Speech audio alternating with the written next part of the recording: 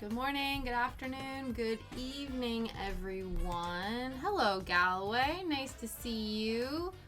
I hope you're feeling well today. Happy... What day is it today? It's Tuesday. Happy Tuesday. Wow. Time is an illusion. Nothing is real, friends. Jeez. Dial up brain. How is everyone? I hope you are well. Saul, hello. How are you today? I hope you had a fabulous Monday. Tuesday's going well.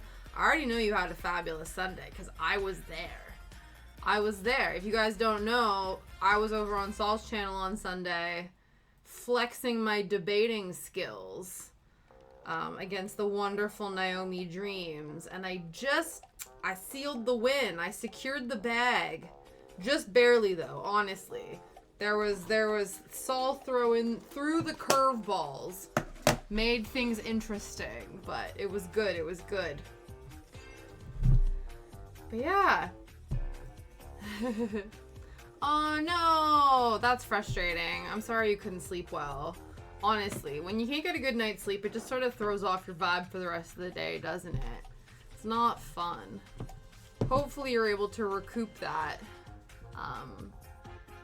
I don't know, either another day or before that. Hello, Mrs. Bolshe. Good morning. I guess good afternoon. Good afternoon.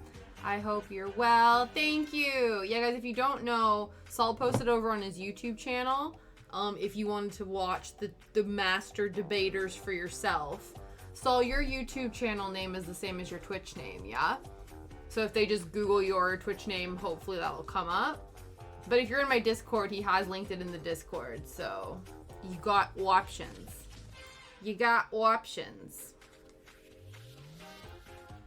Now I need to remember where I'm at with this.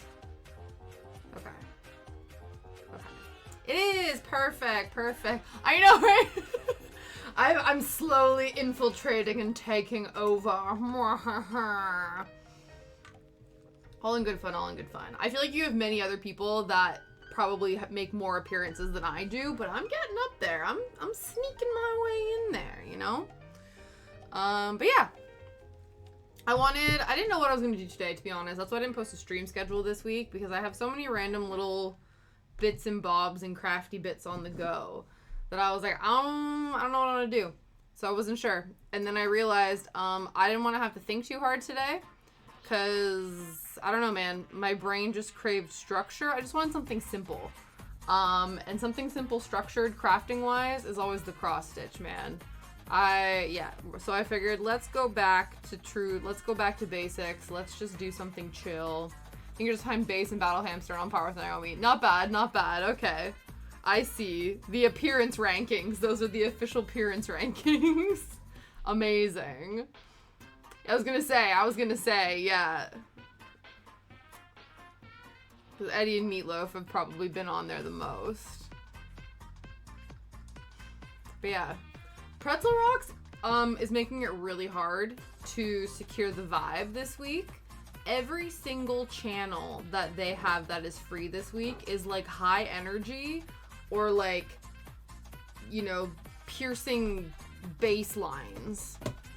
What is it? We're listening to Electro Swing. The options we had today were either disco, which I don't mind. See, these are genres that I don't mind, but they're not the vibe. You know what I mean?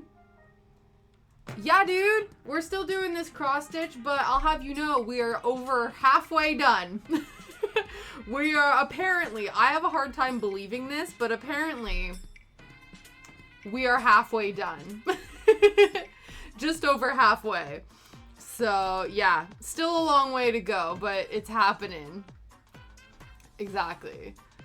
But yeah, so they gave us Disco, Electro Swing, which we are listening to, Happy Holidays, unless we want some Christmas in August, Polka, R&B, which was gonna be okay, but again, it was a lot of bass heavy, reggae, rock, synthwave, techno, and trance. And I was like, none of those.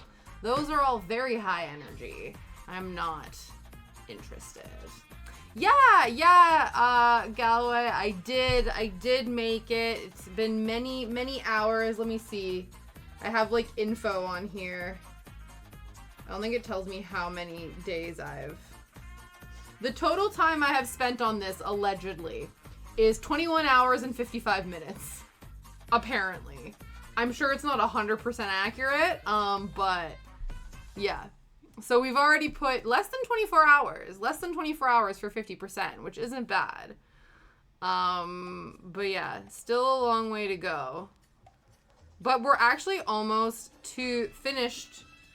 I say almost, but we're almost done this page. So once we get down to this line here, which I say just, like that's, you know, like this is gonna be easy peasy, but I did. The techno reminds me of 40s, 50s cartoons, Cuphead style.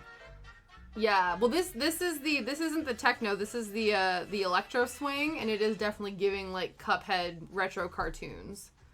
Which again, not the vibe, but it was the most preferable of the options. Hopefully it'll just encourage me to be a bit more high energy, because sometimes I just like lull into chillness, but not today.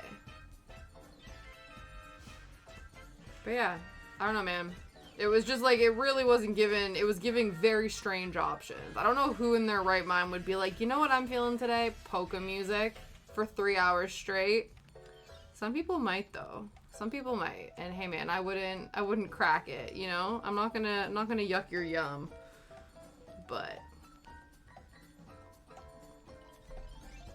yeah.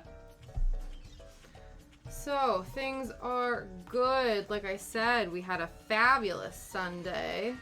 I'm trying to think what else happened over the last few days. Yeah, no, it's fine. You are also multitasking, so that is allowed. We'll allow it. We'll allow a bit of brain fog. I am constantly trying to combat my own 90s dial-up brain, so, you know, I couldn't do that in a lifetime. You never know, man. You never know. You can put your mind to it. Once you understand how it works, I find, like, I find it quite simple as somebody who cross stitches all the time, so, but yeah, it's a tedious son of a bitch, but we're getting there. But yeah, things are good. My first thought was anime. Yeah.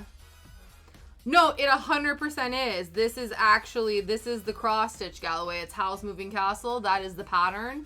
So it's a pattern by an artist named Stitchy Nova. It's actually a free cross stitch pattern that you can get if you go to their Instagram page. They have like a Google Doc full of free patterns, and then they also do patterns that they like that you can buy from them and stuff. But yeah, this is actually what it is.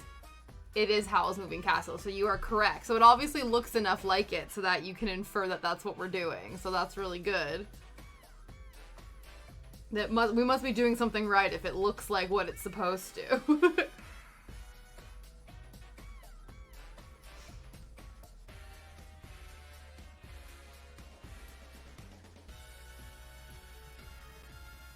But yes, that's one of the passions is Studio Ghibli. Howl's Moving Castle is my favorite Ghibli film. I've done this. I've done a review of all 25 or 26 Ghibli films. I'm really excited for the newest one to come out. I know it's been released in Japan. It's actually premiering internationally at TIFF, at the Toronto International Film Festival, which, like, rude that I'm not there to watch this.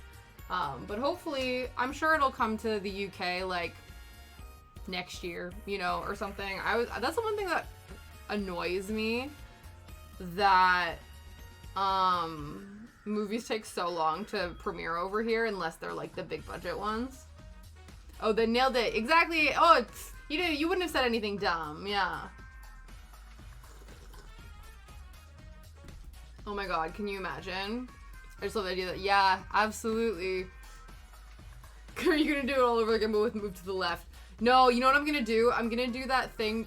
I always remember, you know what it is? I think I learned this watching Art Attack as a child, and I always remembered it, where they said one of the easiest ways to look like your drawing has movement is to put, like, little lines on like either side of it, like 2 little lines on either side, so that sort of is meant to indicate movement. So we'll just put like little action dashes, slashes along the legs. Or you know what I'll do? I'll just like wave it really fast back and forth. And I'll be like, look, movement, you know? But no, we are absolutely not gonna do this again.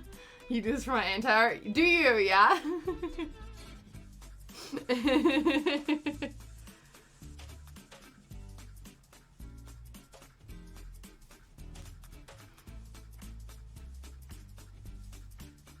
Flipbook crosses. Yeah, exactly. It'll be a flip book, except it'll just be me flipping one cross stitch back and forth real fast.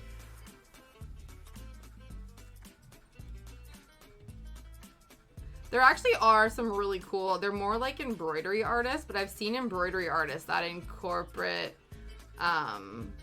movement into their pieces, which is really cool. Leave the technical term to squiggly wigglies. Oh, thank you. Thank you very much. I appreciate that. That is henceforth what they will be known as, the squiggly wigglies. Absolutely.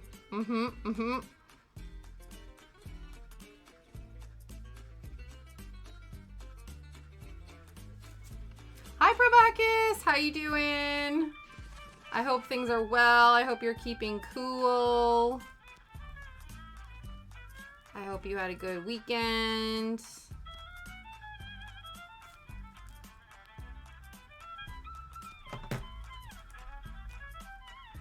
I was on a bit of a mission this weekend. It was a self-inflicted mission. But I told you guys how I have a couple destination weddings to go to in the next few months. And I managed to, one, make a dress. And then I bought a dress for the other one. But I didn't have jewelry to go with them because, I don't know, I guess I was with my mom and when we made the dress and she brought over belts and stuff and she was saying that it would be really nice if you had like gold jewelry to go with stuff. And I realized I don't actually own any gold jewelry. So I had to go to the mall on Saturday. I met up with a friend for Operation Find Things to go with things. And I have to say mission accomplished. Things aren't exactly great. Oh no, I'm so sorry to hear that.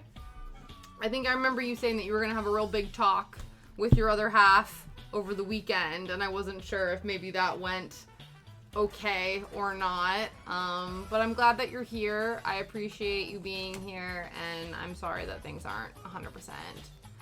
Masha, hello! Hello. Good afternoon, I think you're, yes. Good afternoon to you. I hope you are well. But yes, so the plan, the task at hand, I brought the dress that I bought, the belt for the dress that I made so I could color match things, and then I brought the shoes, brought the one belt that I was doing. I was like, okay, get all the stops, do it all up. Met up with my friend, and we were like, okay, operation secure the bag. So first we go into Claire's, and we were like, meh, you know, and because, I don't know, Claire's is very strange. I feel like Claire's is having a bit of an identity crisis. It doesn't really know what it wants to be. I feel like I've talked about this before. Where, on the one hand, it has, like, little kid stuff. And then on the other hand, it has, like, body piercings and, like, I don't know, like, costume jewelry or whatever. Like, I don't know, man. Like, it was just very strange. So we didn't find anything there. And I was like, that's fine. I understand. People are into people. Yeah. People be peopling. It's totally up to you if you wanna talk about it, Probakis. My DMs are open, but I also respect if you just wanna take it easy and just chill, and that is all that matters. Thanks, got a big reasonless headache. No! I've been getting those. I don't know if they're reasonless, but they're enough to piss me off, that's for sure. Yeah, do some drinking of water, of hydration. Hydrate yourself. Do some stretching, light stretching. I don't know. If you have allergies, maybe take like a antihistamine. Who knows? Boop all the madness. Yes, all the madness. George, how are you? I hope things are well. Happy Tuesday. Yeah, I'm a big proponent of nap time. I get really bad lately, especially. Really bad tension headaches, like neck tension headaches. So I did a bit of stretching before stream. Count fiber. But yeah. Yeah, I'm sure it didn't help that. Oh, okay, never mind. I'm getting off track. I'm getting off track here. Let me finish my mall story. The shopping extravaganza. So basically, we went to Claire's. It was a bus because Claire's doesn't know what it wants to be. And then, we went to John Lewis because my friend was like, oh, my mom said that she wants to get me something. But she doesn't really know my taste, so I'm supposed to like pick it out and whatever. So I was like, okay, cool, we'll go to John Lewis, like go to the jewelry section with every intention to look for stuff for her, just thinking like, oh, if we find some stuff for me, cool, if not, whatever. We literally walk into the jewelry section and there's just a wall of gold jewelry with pearl accents, and that's exactly what I was looking for. And we were like, holy shit, WTF. So literally the second store we went into, within like half an hour of us meeting up to, you know, do this thing, found them, and then I was like, oh, maybe I get something different to go with the green dress, because like pearls weren't like maybe the vibe or like whatever. Go to the other side, and then literally found hoops that have like big green jewels dangling off of them that are the exact color of the dress that I made. And I was like, damn. And she was like, oh my god, that was so easy. And I was like, oh my god, I guess you're my good luck charm. So success. That was a success, which was cool. I was gonna tell another story. Oh yeah, about headaches. Because I could sense that I had a tension headache happening.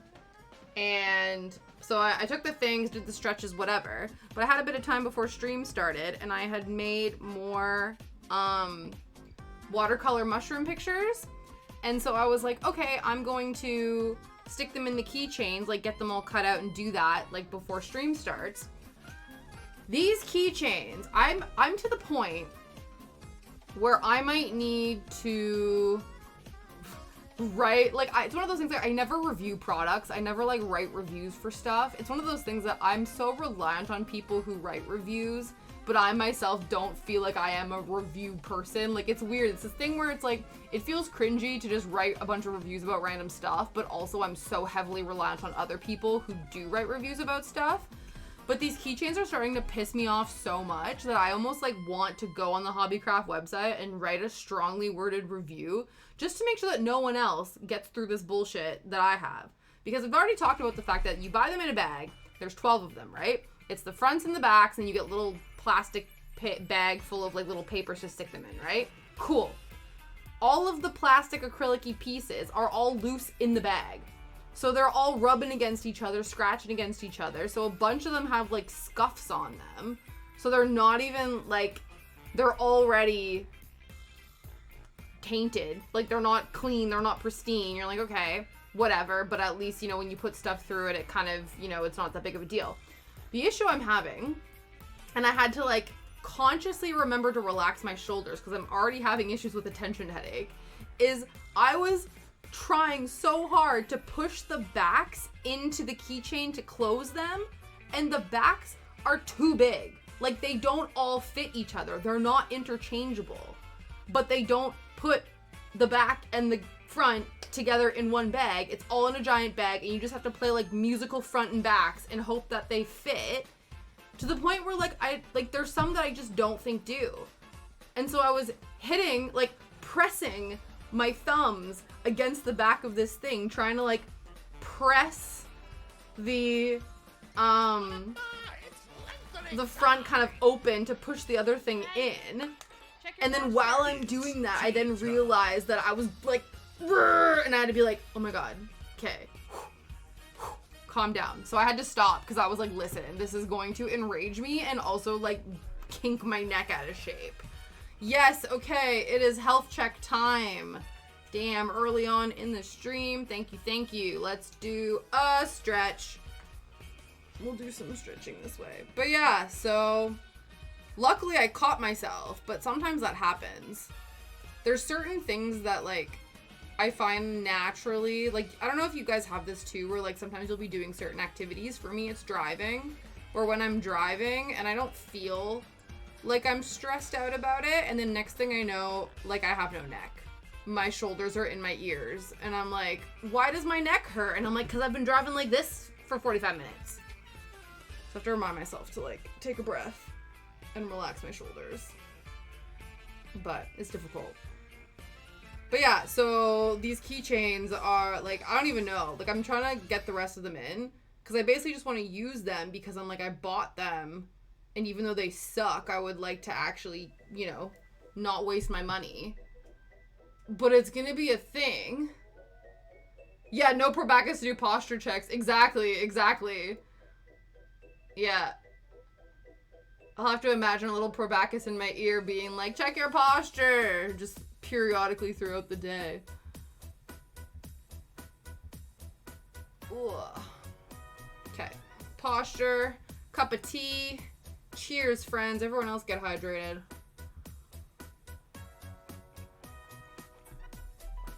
But yeah, so that was interesting. So I'm still trying to, like, so I do think I have, what is it? I think I have 3 or 4 more pictures to, nightmare, no.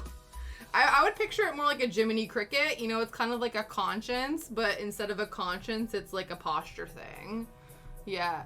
I have Tina Donut coming. Ooh, that sounds nice. That sounds nice. What kind of donut? I'm multitasking here. Not a problem. Not a problem, Masher. It's all good if you are just lurking. I don't mind. It's always nice to do like a co-work. Make sure this is doing its thing. But yeah, it's all good. I'm just happy you guys are here. But yeah.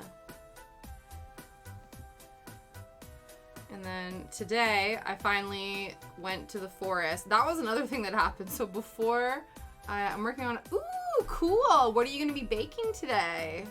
That's exciting. Do share.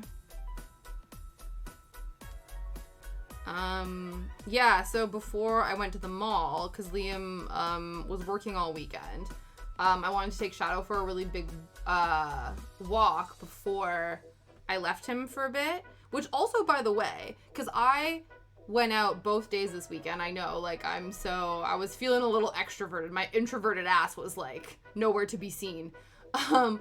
So I went out both the Saturday and the Sunday for about, like, 7 hours. And Shadow was, like, a really good boy and was left alone for 6 hours, 2 days in a row, and, like, absolutely crushed it. So I'm very proud of him. And that's giving me confidence as well that he's not, like, rushing the door when I try to leave. Like, he's actually letting me leave. Yeah, he whines and stuff, but, like, he does that sometimes when he's just, like, uncomfortable. You know what I mean? Like, so it's not something that, like, breaks my heart, whereas before he was, like, whining, leaning against me, like, howling, pawing at the door, and it just, like, broke my heart and made it really difficult to leave him. But he's getting so much better. He chills out. I stick on a live stream. He's been watching Sips. I don't know if you guys know about Sips. He's a Canadian who also lives in the UK. He lives in Jersey. Jersey? Yeah. And he's a Twitch streamer. And so I usually, when we leave Shadow, I'll usually stick a live stream on that's like however long we're going to be away for. But yeah, so that was really exciting. But anyway, so before this, just minor things, we'll start streams next Thursday. Oh, okay. Yeah. That's good. So you're just like kind of prepping your space, you know what I mean? That's good. Doing the prep work. But yeah, so I'm like, okay, we're gonna go to the forest, we're gonna have a big old run around, I'm gonna get my forest fix, it's gonna be amazing. And then Shadow and I gear up. Ooh, chocolate almond milk, that's nice. That sounds real nice. And so,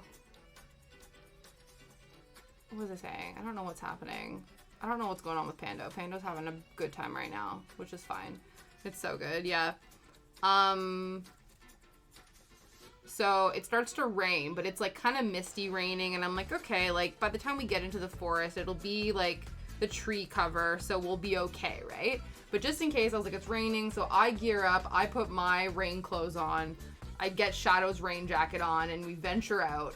And we don't even get halfway to the forest. It's about like a 15-20 minute walk. We don't even get halfway, and we're soaked. Like, I'm wearing like linen pants, like linen trousers that are a green color, and they were light green. They were dark green. The whole front of my pant legs were just like completely soaked. My rain jacket's like dripping. Shadow's rain jacket is dripping, and I'm sitting there like, I don't think it's gonna happen. So halfway we stop, and I just look at Shadow, and I go, do you want to go home, bud? And he was like, don't have to tell me twice, turned around and was like, immediately, let's do this. Let's go home. Fuck this noise. Like, we're not doing this anymore. So I was like, okay, never mind. I guess we weren't going to do a massive forest walk. But it was so silly because we got home and I was like, well, that was a bust. We'll just like play a bunch. But first, like, I'll get stuff ready, like get my stuff that I want to bring with me to the mall organized. I look outside, like, 45 minutes later, and it's nice and sunny out. I'm like, excuse me.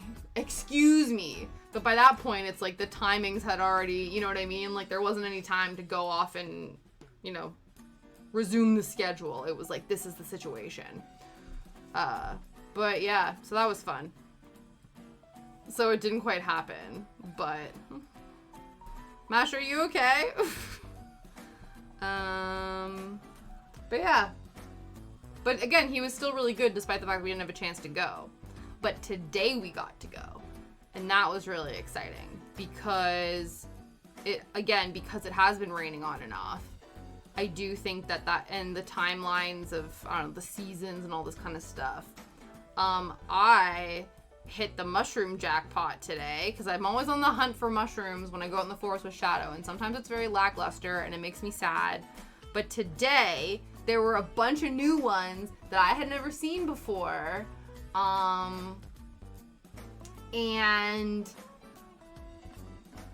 unfortunately the Seek app that I have, the one that scans and identifies plants for you and animals and stuff, only identified like a couple of them, but the fact that it identified a few of them is already amazing. But the cool thing is that's, you know, it wasn't even like in the actual forest we found all the mushrooms. There's like a field with a pathway, and actually a lot of the mushrooms were around the pathway too. So that's really cool. Just irritated my head. Yeah, probably. I'm sure me yelling about my forest adventures probably doesn't help. You know? I don't know if you're irritated by sound and things, but I don't know sometimes if listening to me yell for 3 hours is really gonna help your head. I want you here, but I also don't want to make your headache worse. Yeah, man, it's supposed to be shitty. So everyone, yeah, yeah, really. Well, that's good. You're the first person to tell me that. Yeah. Have you gotten rain at all, Probacus, where you are? Or are you still, like, in 47 degrees, hell on earth, you know, situation? Because hopefully it's a bit nicer there. Hopefully it's starting to cool off. Nope, no rain. Boo! See, I wish we could give you some of our rain. The only good thing is, though, I'm quite enjoying this weather. It's cooled down because of the wind. That's good. That's good. Hopefully, though, the wind isn't, like, blowing the forest fire further. Hopefully. It's like 39. Yeah. Okay, that's better than 47. But, yeah, just hopefully that the wind isn't spreading the flames all over the place. I find you talking in accent soothing. Well, that's nice. I'm glad. I mean, you get some, you lose some. That's fair. That's fair. It's a balance. It's a balance. Yeah. What am I doing? Okay. Cool. But, yeah. But it was really fun. So I found Shadow was real tired of my shit because it was like right at the beginning of the walk. I found like 3 or 4 new different mushrooms in the same vicinity, and I was trying to get it to identify, and it was just not happening. And then taking pictures. But yeah, and then Shadow was whining, being like, yo, dude, like, we're here to go for walks. And I'm like, I'm here to look for mushrooms. But we did. We did also get, Shadow got some zoomies. He loves a good tall grass zoomie moment, so he did that. You get to live with forest. Yeah. And I guess the thing, too, is forests do always repopulate. There are actually, I remember I was fascinated by this, how different plants can adapt for changing climate. And so one of the ones, I ended up going, I can't remember what it's called, but went to this place that basically had, like, different biomes to show you, like, different, like, plant atmospheres or whatever. What's it called? What's the term called? They're, like, environments, I guess. There's a better term for that, though. But yeah, so different, like, plant environments that they simulated with these biomes. And so they were talking about different ways that plants adapt with, like, changing times and stuff. And so there's actually, because parts of Australia, like, religiously get forest fires, like, that's quite common. There's actually a type of plant that only pollinates after fires. Hello, someone stole my hot dog from the post office I live in. Oh my god! Can't you spend almost for 10 minutes and they hung up? No! No! That's bull shrimp. Are you kidding me? No! I want you to get super glittery, fabulous jelly awesomeness. That's rude. I hope that they sort this out because that's ridiculous. I'm so upset on your behalf. That's not okay. Yeah. But yeah, so these trees apparently after a forest fire, so the way that the plant seeds, like the plant pollinates or the whatevers, if it isn't resolved on the phone, comment. Yeah, you should, absolutely. Yeah. That's so annoying. Because you wonder, too, like, how, like, is it, like, an employee that's stealing it? Are they just dishing him out to people? Like, why? I don't understand. How something, like, I could understand if it was, like, a porch pirate, like, if they delivered it to your house and just left it there, because that's a thing that happens a lot of times. It's several employees. That's ridiculous. Yeah. No, not necessarily controlled fires, but just how, like, plants can adapt via, like, changes in climate. So, like, over time, because there's a lot of forest fires in Australia, there's a plant that its seed pods are actually encased in, like, a waxy resin. And when there inevitably is a forest fire or a fire in that region, it melts the wax. And so then the seeds get deposited. So after all these things happen, that's actually the only way this plant grows. So it's managed to adapt itself to the conditions of, like, what's been happening in its area to ensure its ability to thrive and prosper. Yeah, exactly. It was marked as undeliverable even though it was my mom's house, and then it was picked up by the individual at the post office at 9 p.m. I don't understand. That doesn't make any sense. To be fair, there's certain delivery companies here that, like, if they don't deliver it, they're meant to leave a note with, like, the tracking number or a contact number, and they have to physically write it out. And a lot of times they don't. They just drop the letter in the box, and they're like, well, and you're like, okay, how can I not? Luckily, everything is, like, online now. And thankfully, we have one of those, like, safe space options. But yeah, they're supposed to do that here. Yeah. That's so annoying. That's one thing I... Oh, 100%. 100%. Yeah, that's different. That's 100% different, Probacus. There's, like, definitely... There's the natural ebb and flow of life and the way that plants and animals are able to adapt and prosper. And then there's just, like, shenanigans. You know what I mean? Just shenanigans.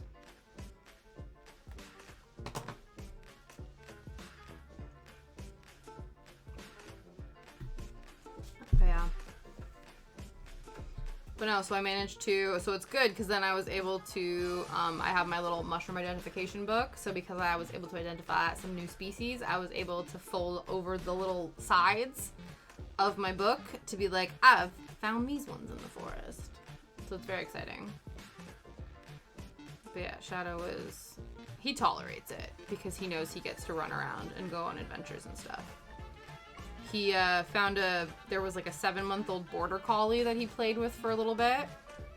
They were chasing themselves around and things, which was really fun to see.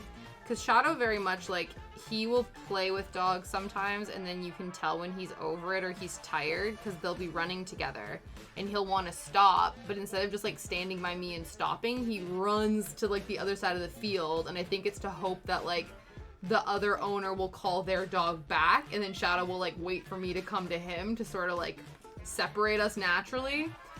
But he kept coming back over to this dog, so I'm like, okay, you must actually enjoy playing with this dog if you're not, like, booking it across the field being like, I'm done now, I don't want to do this anymore. So that was good. There was one dog, though.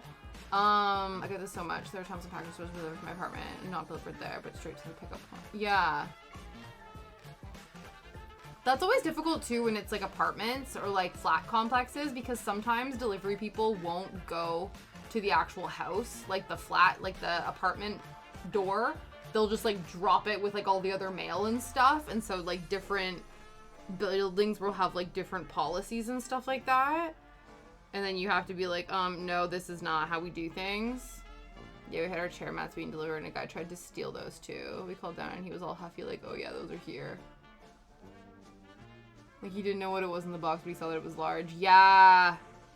That's terrible. They're obviously not... Like, I would assume that, like, if you work at a post office and you're stealing people's mail, like, that's a fireable offense, is it not? Like, why are there all of these, like, porch pirates working at the post office?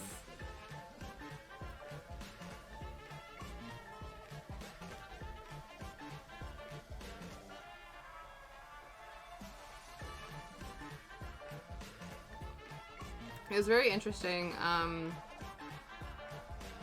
That's punishable offense. Yeah, only if caught, apparently. Yeah.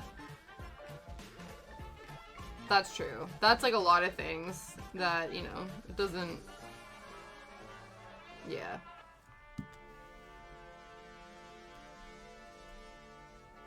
Oh, of course. Of course. But if it's, like, a chronic issue...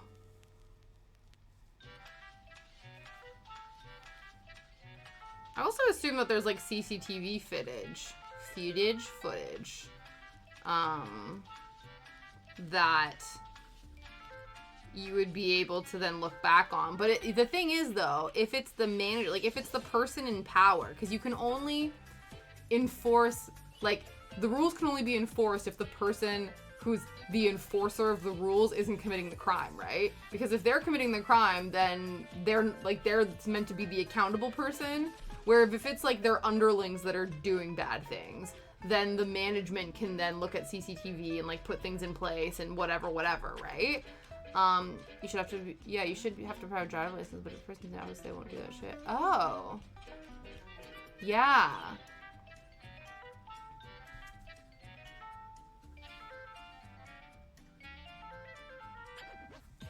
If you're caught opening letters not addressed to you, you face 5 years of jail time. Yeah. Interesting.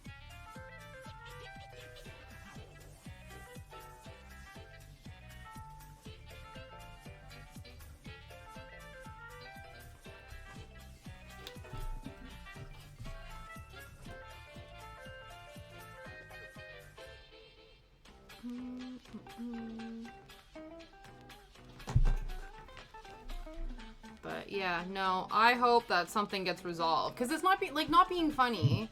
First of all, Hot Taco's amazing. Second of all, it's not like it's like your cheapy drugstore nail polish, so you had to pay a pretty penny for that.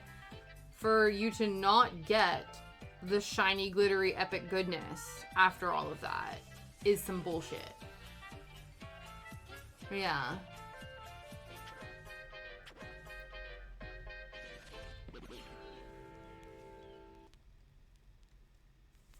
Yeah, definitely. Well, those are industries that, like, unless you are personally impacted by them or there's things that you do, then it, like, you don't know, right?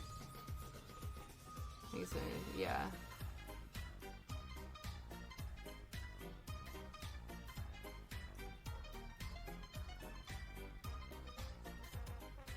No, that makes sense.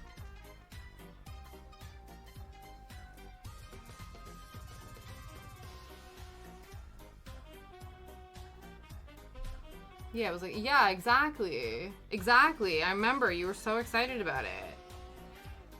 So, this shit better be resolved.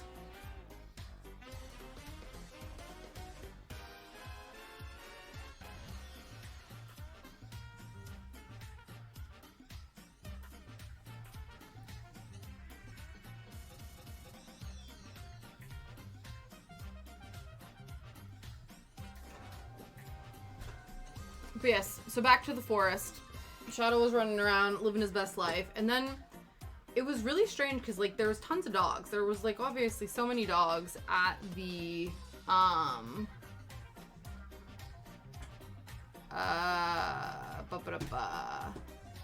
Sorry, I'm just rearranging my floss boxes to make myself a footrest. Okay. Yes. So there was, like, I don't know, like 50 dogs, like tons of dogs, right? And Shadow will play with some of them. He'll take no mind to a lot of them. He's doing his own thing. There's this one dog, and Shadow decided he wanted to bark at it, and, like, wasn't in a malicious way. It was like they were barking at the dog and, like, running around and whatever. But, like, of all the dogs in the forest, we've never met this dog before. The woman, like, they were tethered. The dog was completely disinterested, and Shadow was just, like, barking at it. And I was thinking he was trying to show off. Like, I don't know what it was. Like, he kept on, like, trying to, like, jump around and stuff and then was barking. And I'm just like, this dog didn't do anything to you. I don't know why all of a sudden you were, like, gotta be in your bonnet about it. But yeah, so I was then convinced that maybe he was, like, that was his really dumb way of trying to flirt with this dog. And it was not going well.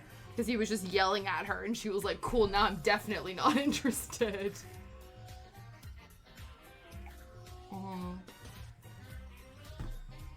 With her town card diamonds working there throughout the years.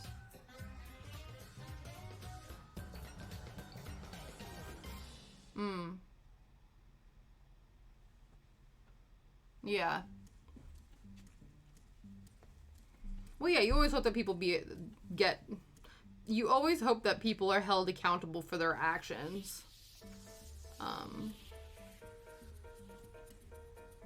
So we hope that justice is served.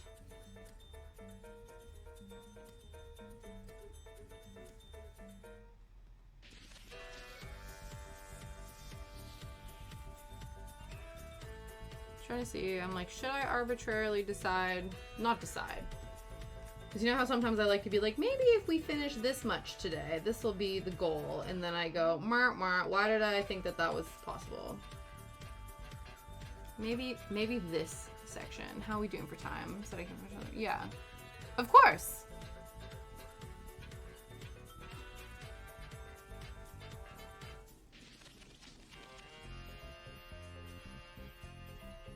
There's different levels, though, of law. There's, like, law that's enshrined in, like, rules and regulations that are, like, punishable offense, but there's also, like, social mores. So those are things that are, like, not written. It's not like a law book thing or whatever. They're not written down, but there's, like, certain societal, like, expectations that sort of get passed down, which can be problematic, because I think that there are sometimes social mores that are outdated, but there seems to be this thing where it's like, oh, well, we must uphold this specific thing, and then of course. But I think that both actually work in the function of a society, because there are certain things that are not legally prosecutable, but, like, it's kind of fucked up if you do them, you know what I mean? And so that's when you have the social mores intact to be like, society kind of doesn't think that's a good idea, and if you do those things, you might get shunned, you might get, told off, like, whatever, and that's also a way to sort of police, social functions in a way. But again, they are problematic. To be fair, there is written law that is also problematic as well. And over time, people realize that there are certain laws that are very archaic and actually need to be changed to be updated with the changing societal rules and expectations and understanding of the world, right? So, yeah. But no, definitely. It's like with anything. It's like as basic of like, you know, you wouldn't play a board game without rules because then it would cease to function. It can be applied on a small scale as well.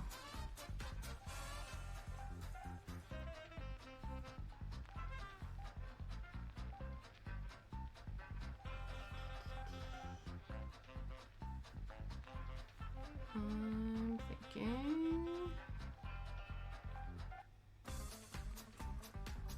Yeah, if we can get this done, and then there's another color like this dark color here. If we can finish the bits that are that would be cool.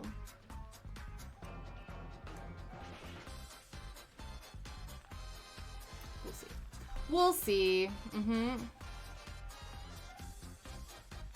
The car dealer. That's tell me the car. Used Renault Clio. Oh yeah. Yeah. I believe it. What's the thing too though? You have to, some people, they know the law really well to be able to skirt around it.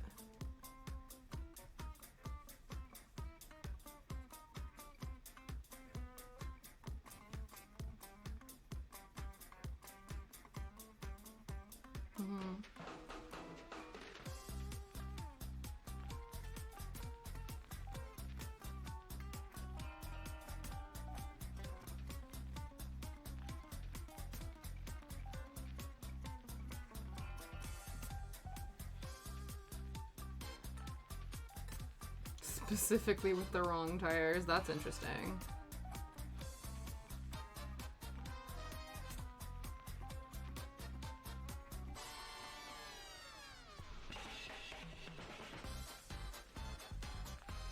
What's the goal in doing that though? Are they also like a repairman? So they'll import it, but then they need to charge them more to do other things? Ah.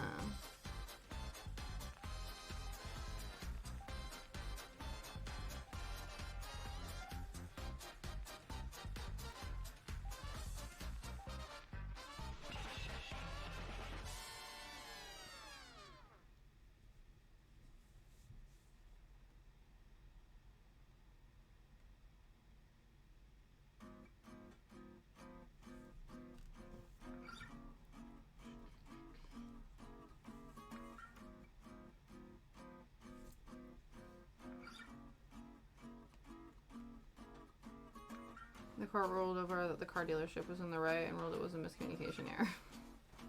That's bullshit.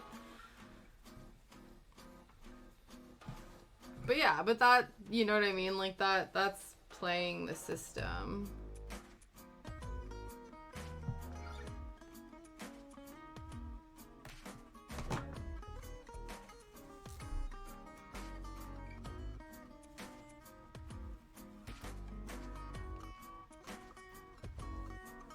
Yeah, I don't know. That's the thing. I find law so interesting, but I think it can get very complicated because it just becomes like a battle of semantics.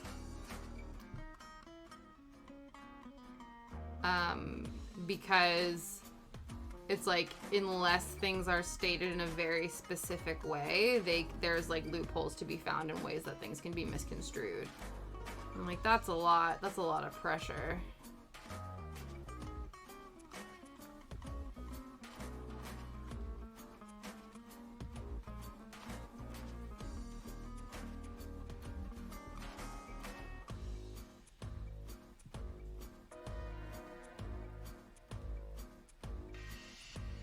So what is the moral of that story, Pravakis?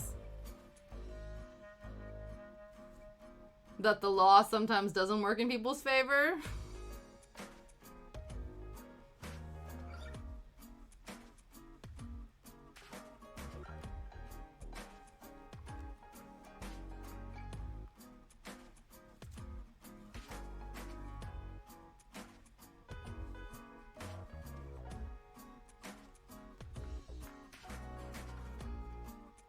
Yeah, that's called playing the system. Using the system. Right. Don't go to that. Fair enough. Fair enough. The moral of that story. We have to get a new car at some point because the UK is expanding their... Actually, I have to see. I don't know what the... Because the various councils actually, like... I don't know if they sued, but I guess they sued because they went to court over the decision to expand the ultra-low emission zone. And so I'm not sure what the results of that were. I do think that it is going to be an inevitable thing, so we do have to do this eventually. So we're like, okay, we might as well do it sooner than later. But essentially, London has this thing called the low or ultra-low emission zone, and it's basically as a way to, well, it's meant to greenify society, but I think it's basically a tax grab, because the idea is like, okay, we will only want green cars driving into London because so they don't pollute the air quality. But if you don't have a green car and you drive it into London, you then owe us money. So basically, this is like diesel cars to a certain year. Basically, so many cars that apparently are meant to be super bad for the environment. They go, get a new car that's better for the environment, or give us £12 every time you turn on your car. So it's expanding over into our area. And I do think that the argument that the various councils have brought up is like, London has has an infrastructure in order to make transportation greener, a viable option for people, right? Because they have regular buses, there's tube systems, there's trains. As you move further out into the various zones within London, that infrastructure depletes. So much so, in fact, that a lot of the trains that come up to our area, they're actually cutting the services. So it's actually going infrequently or not going to specific areas. So it's sort of counterintuitive on the part of England to be like, okay, we want you to give us £12 because your car isn't eco-friendly, but look at all these eco-friendly options that you have to get to and from work. Oh, we've actually reduced the frequency of those eco-friendly options, so actually you just need to buy a better car. And so that was something that I think the councils were sort of like here being like, okay, we understand why this is happening here, but to extend it outward.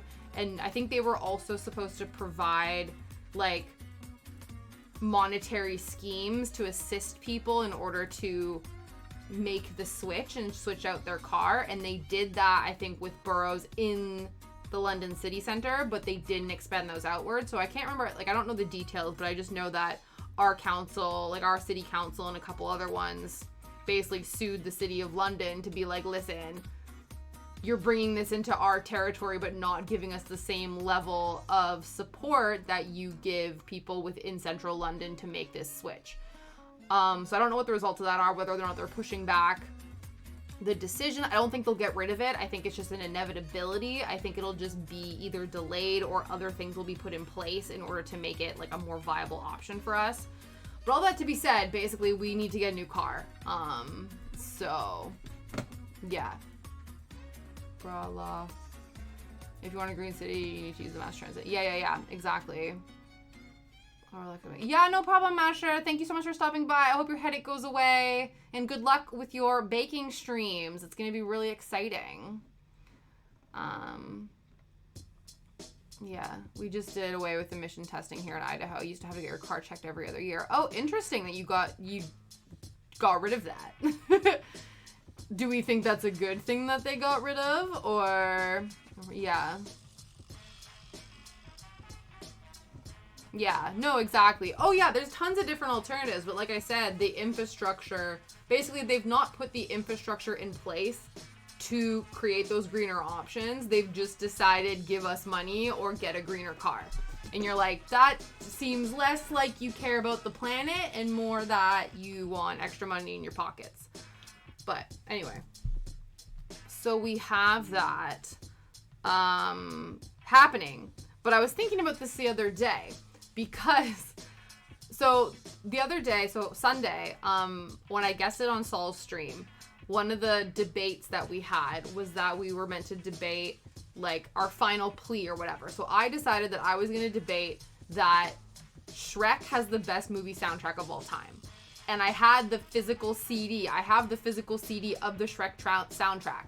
I thought that this was so important. This is a cultural touchstone. This is just prized possession media that I moved it from Canada to the UK.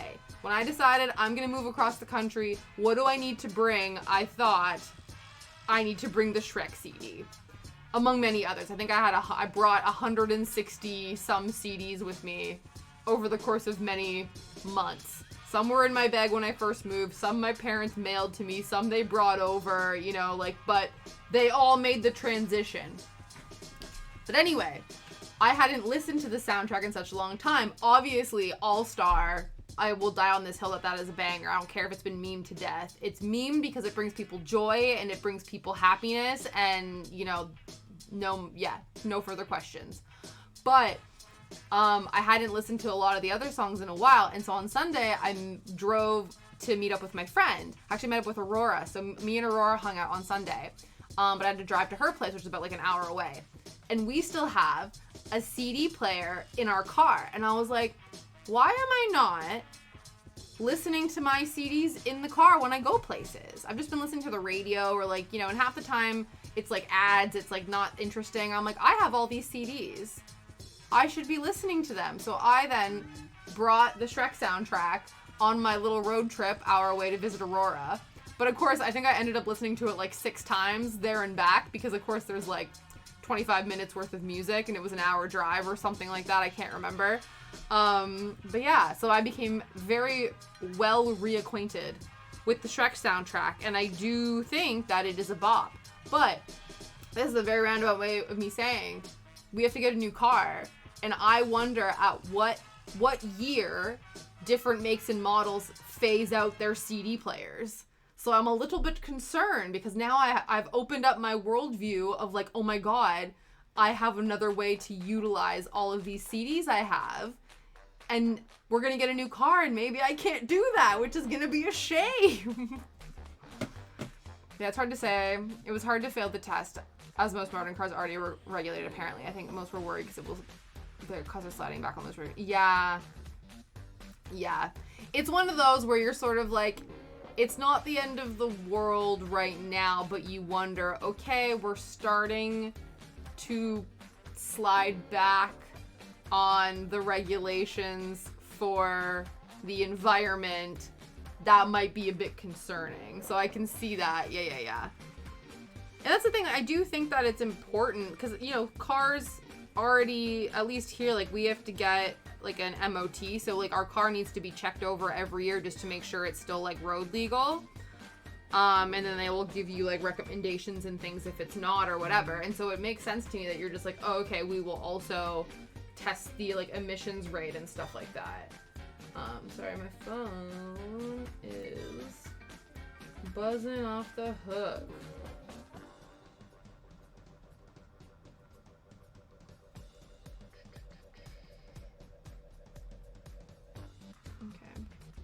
Okay. Cool. But yeah, no, that is interesting. But yeah, so I think that's cool. I wonder too though, because like they sort of put in it would almost be better if we had actual individual emission testings for cars instead of them just blanketing like cars by this year date, because I would be curious to know if our car actually is not as green as, you know, the next car or whatever. But yeah, instead it's more just like, okay, cars that are diesel from a certain time period and certain petrol cars, like whatever, like that's it, you know? Whereas I'm sure, like, if you actually run the test, it would be interesting to know if that was actually the case, on like an individual car by car basis. But who knows? But yeah, so I have to check. Liam was sending me. He sent me. We think we want to get like there's a specific car that we think we want to get, a Hyundai Tucson, and I don't know if it has a CD player. So you did the maths for greener cars, okay? In terms of how viable of an option they are and for regreening, or what's your hypothesis?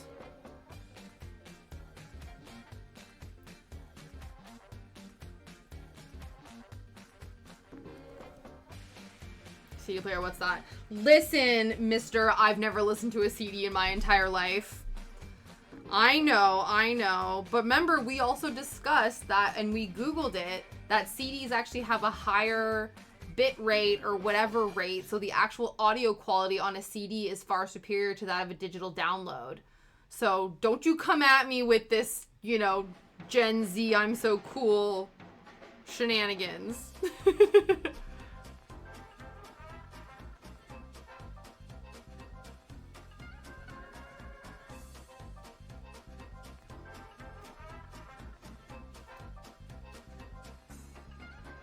Yes, I am nostalgic for technology that is very benign and doesn't get actively utilized anymore, but I don't care. Yeah, granddad, yeah, that's fine.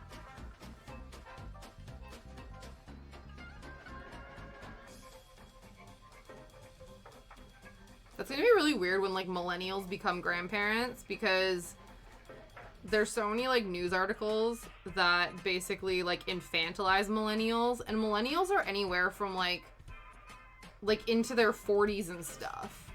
And so, yeah. My youngest and third born have done all the research into the sound, and yes, CD is best. No way! Yeah, What about, I would assume, though, the hierarchy, I don't know, maybe vinyl is better? I'm not sure. If it goes vinyl, CD, I assume cassette tapes are probably the worst in terms of the, like, tangible, the tangible, like, music consumption. But yeah. Okay, listen, yeah, it's true, it's fine. I told you I love getting older. Shut up, you did not. Did you actually? Did you actually order a CD player? That's wild.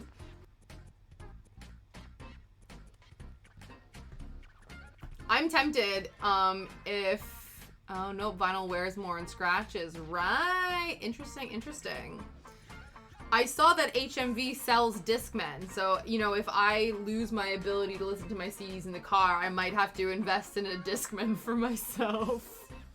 Yeah, exactly. A CD Walkman. I think that's something I might need. Yeah.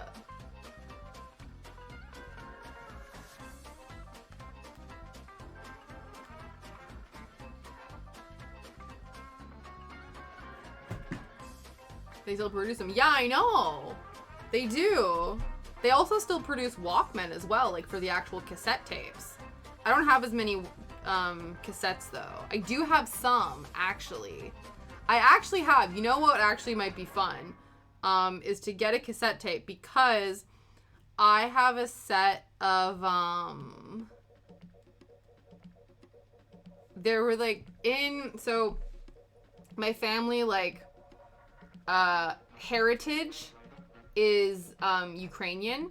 And so there's actually a really large Ukrainian population in Canada, because when Canada was first being colonized, and they were like, oh my god, there's all this rich farmland, like, what do? We don't know how to farm. And then they got all of these Ukrainians out in the prairies to, like, farm the land and stuff like that.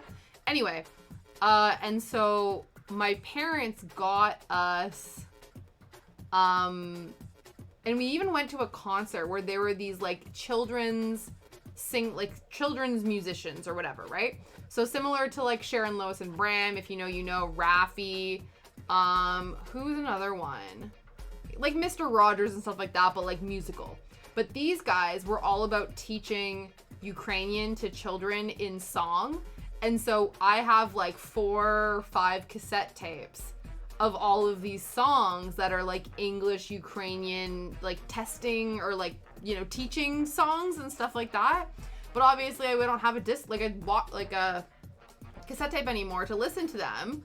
But if I got one, then I could remember all of my fun little children's it was like Duolingo, but funner stuff. I still have CDs in boxes because I hoard. Yeah, I'm the same. Not all of them though. Again, I did make some cuts because I did move across the country. I moved from Canada to the UK. So there were some that did not make it. I decided that they weren't worthy to join me across the pond. But most of them did. Mary's listening to George Michael's Faith walking out. That's amazing.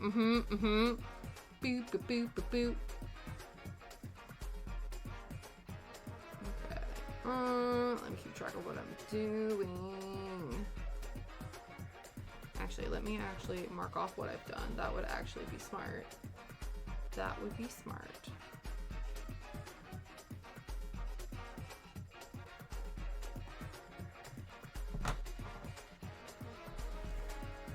Okay. 1, 2.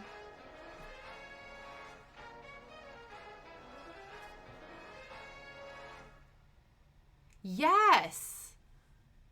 Fred Penner, yes. Actually, that is... You've unlocked a core memory. Let me look them up. Again, I feel like I listened to him as a kid, like on cassette tapes. Memories of being record, but yes, absolutely. I remember doing that actually. Learning about that. Yeah, that is triggering a memory. Fred Penner. Yeah! The cat came back the very next day. Oh, looks like he's still alive and kicking. Good for him. He's 76. Canadian. Oh, he's done film as well. Yeah.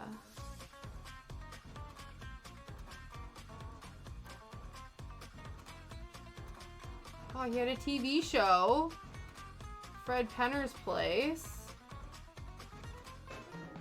Yeah.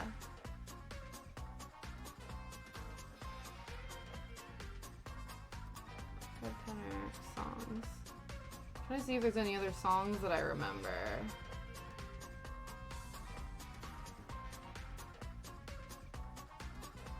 Yeah, Land of the Silver Birch.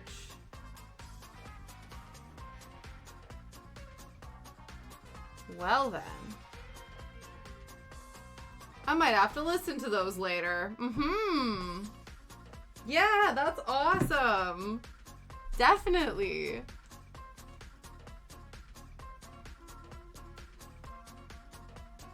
I was talking about this because again, I went to visit Aurora and I was hanging out with her and her son, and I was saying, man, I need to brush up on like my nursery rhymes and my like children's sing-along songs and stuff. So, you know, this is going to be a nostalgic trip for me, but it's also research so that, you know, I'm going to have all the songs, because I keep joking that her and my son, or her son and me are going to start a band, because he's 2, but he has like difficulties and stuff like that. So he has a rare like genetic situation, and so but he likes to, like, we joke he likes to drum, and he's really like into music and stuff like that. And so yeah, we keep joking, I give him like a little maraca, or he hits his like drum and then I sing along. So he keeps saying we're gonna start a band. Me and a 2-year-old. Coolest band ever. Sorry, tangent. No, not a tangent at all. It's amazing. I love that. I love when we do tangents, because it's, you know, it gets us down these rabbit holes and we end up going to all fun, fantastical places. Solar emissions is a big thing, especially lack of particles, but you need to pair your car with solar panels at home, otherwise the country needs to produce the electricity somehow. Less moving parts. It's also a big pro for electric cars, no maintenance parts, blah, blah, blah, but the battery recycling is very iffy. Car's life, yeah. reduction goes from, Capacity's biggest con is limited range. Yeah. No, I know, that's the thing. Oh no, I wouldn't either. We were looking into hybrids, but they're still really expensive. But yeah, and also too, yeah, the infrastructure isn't there for fully electric cars, especially like considering the amount of distance we might want to travel. Like if we can't, you know, especially when you want to like blitz like a 6-hour drive somewhere, if you have to charge up like 30 minutes every however many miles. It's like it's inconvenient. It's like a pain in the ass, which is not what you want. You don't like it with anything that you're trying to do to make things like more eco-friendly or more like whatever. If they're really inconvenient and a real pain in the ass to do, the average person isn't going to do it. Do you know what I mean? Like, it's one of those where people always like, oh, you should do this thing because it's like better for the environment and stuff like that. But it's like, unless you're really, really like keen to do those sorts of things, it needs to be easy and convenient, or else you're like, I'm gonna go for the more convenient option, which is unfortunate. But like, people live busy lives. Like, we got a lot of shit going on. There's a lot of things to be worrying about. And so if I have to spend like 15-20 minutes doing a task that originally only took me 10 with this like less eco option, then most people are gonna choose the faster option because time is precious, right? It's unfortunate, but like, you have to be realistic about the realities of like existing in a world, right? Yeah, you need patience. Yeah.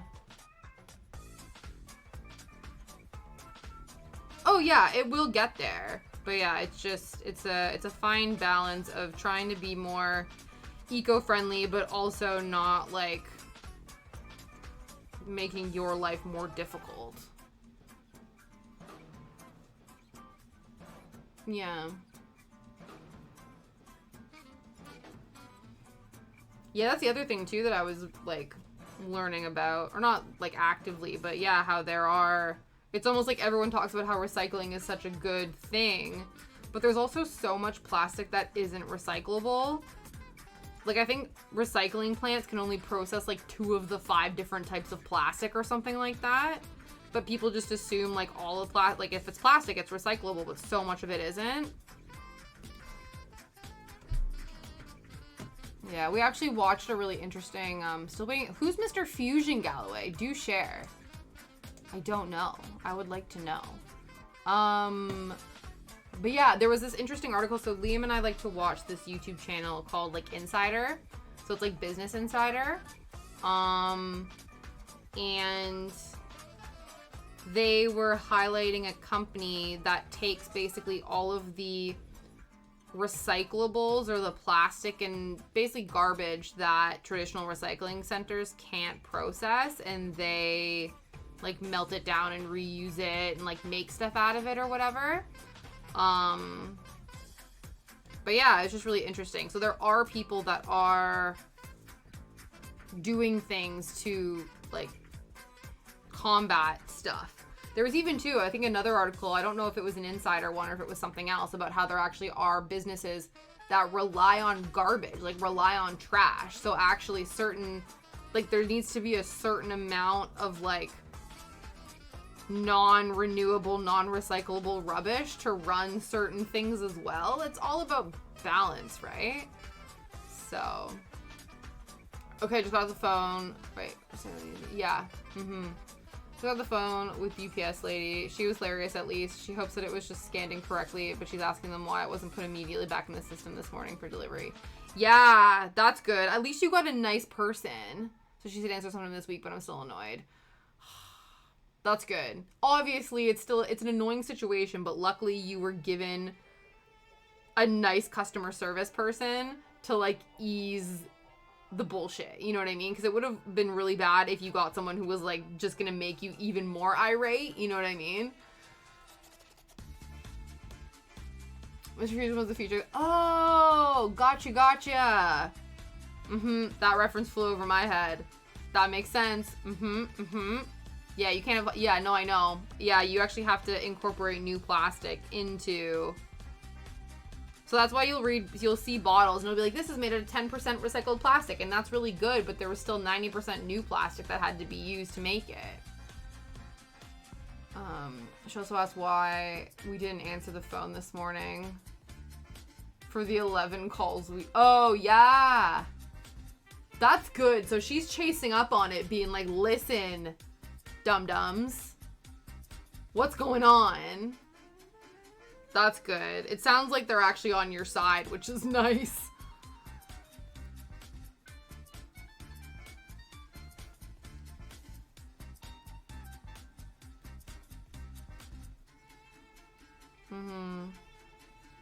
The thing too, though, because actually, so there was a lot of times, a lot of takeaway places, they use like cardboard boxes, but for things that are like saucy, you don't want things to seep through, right? So if it's purely made out of paper, sauces are just going to drip through and disintegrate the paper. So a lot of cardboard takeaway containers actually have a plastic coating on the inside of them to make them watertight, which then defeats the purpose of them being cardboard in the first place. And so there's actually an initiative. Yeah. I think so. So there's actually a company. So I just watched a video yesterday by the YouTube channel Sorted Food, and they were talking, I guess Prince William has this initiative where they give out money to people that are like doing different eco-friendly alternatives and stuff like that. And so there's a company that's doing the paper cardboard boxes, but they're actually, the coating they're using is actually seaweed. And so it's actually 100% compostable. And you actually don't have like a seaweed taste or a residue or something like that. Let me look this up because it was very interesting. What was it? It was like...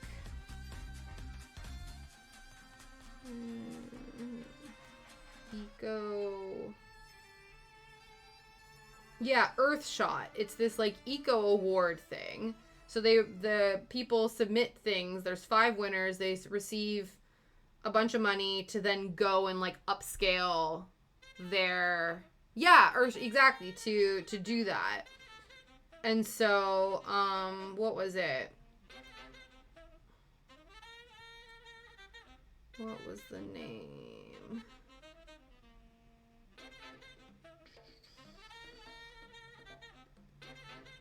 Yeah, Nopla, in the UK. So it's a circular solution creating alternative to plastic packaging from seaweed.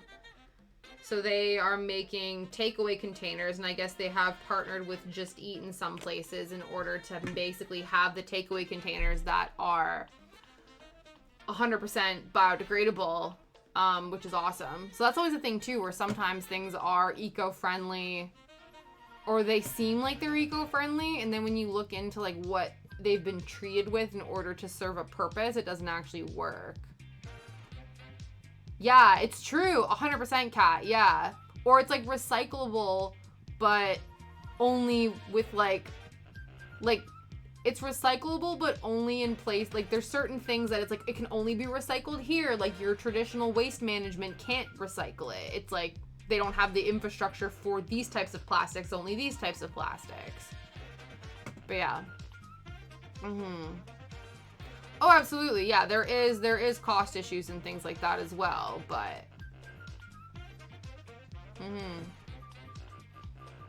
I think John Oliver did a piece about how a lot of recycling plastics is a sham. Yeah, definitely. But that's the thing, right? Like that was one of the things that I was reading about, where it is, or the thing that they, I don't know where I saw it, yeah, it must have been the Insider thing where they talked about how, yeah, like so much plastic is actually not recyclable, and you just assume that it is because it's plastic, and you can recycle some plastics or others. Even things like, for instance, like we'll get like sliced meat from the grocery store, and they usually come in like a plastic container, like a plastic with like the film over top of it, and the film's never recyclable. We know that the film's never recyclable, but sometimes the tray, the plastic tray that the sliced meat comes in, will be recyclable, but other times it won't be. And you're like, you know what I mean? So it's even like, let's say across a product line like sliced meat, right? Obviously there's different types of sliced meat. Maybe that is a factor in it, but it's like you just think, okay, sliced meat in a plastic container, the plastic container is going to be recyclable. And it's like, no, not every time. So you have to check every single time because it might be one with this brand and with this thing, but it might not be with another one. And you're just like, you can't wrap your brain around it. You're just like, there's just like, I don't understand. And then you have that issue where people are just dumping all of it in the recycling. And then the recycling plants are like, we can't process any of this. Or everyone's like, this is just too confusing and overwhelming. Fuck it. And they stick it all in the rubbish. And then all that ends up in the landfill. So there's no, like, it's just, it's confusing, quite honestly. It's confusing to know what to do. And so people just get, like, fatigued by it. And then they end up just, like, being like, fuck it. You know what I mean? Like, and I get that. Like, I get the desire to YOLO because, again, you think about the way, like, people are overworked, underpaid, you know, overburdened. So you're like, hey, man, we just want something easy. So it's definitely very difficult. It's a very difficult balance to try to achieve. And, you know, kudos to the people who are out there, like, being innovative and fighting the fight and doing all the things. Because, yeah, they're doing the heavy lifting for everyone who's just overwhelmed, you know? We only have one pun. Exactly. No, it's true. Hi, Aurora. We do. Yeah.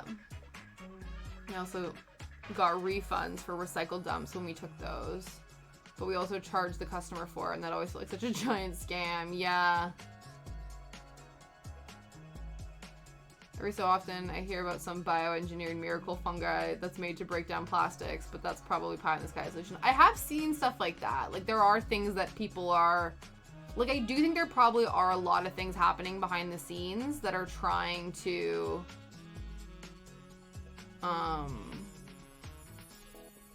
be better and to assist in those things. Yeah. Well, because that's the other thing too, right? Like, again, you even think like, okay, there is a person who's designing eco-friendly products, right? But they're designing eco-friendly products in a country that is not yours. And so the fuel and the emissions it costs to import all of this eco-friendly stuff to your country for you to buy it, it's then you wonder if then the eco-friendliness of it then cancels out the other. Do you know what I mean? Like, that's another thing too. I know that there is a big push for, like, you know, shopping local and shopping, you know, that's another capacity as well, because it's like mass-produced eco products are usually made in a country different from where you live. And so then there are then emissions that are being made in the transportation of those products. So you're like, okay, you know? So yeah, it's difficult. There's people that's not made by trees, but it can be mass produced and cost tons of, yeah. But yeah, so whatever. But that's the thing too, unfortunately, a lot of, again, though, you said, you know, you need to shop locally, but a lot of local produce, like for us to go and buy a jar of honey at the farmer's market, that will be more expensive than some squeezy honey at the grocery store, right? So it is, again, it's very difficult. And then I think that's why people sort of like pick certain things that they're willing to be more sustainable with and other things that they're not. Because again, the bullshit is that a lot of the biggest polluters, emission makers, all that kind of stuff are not us. They're not the average person. They're multinational corporations who literally have within their budget, like, money to pay the fines when they violate different climate accords. You know what I mean? And so I do think it is also a bit of a bullshit conspiracy theory.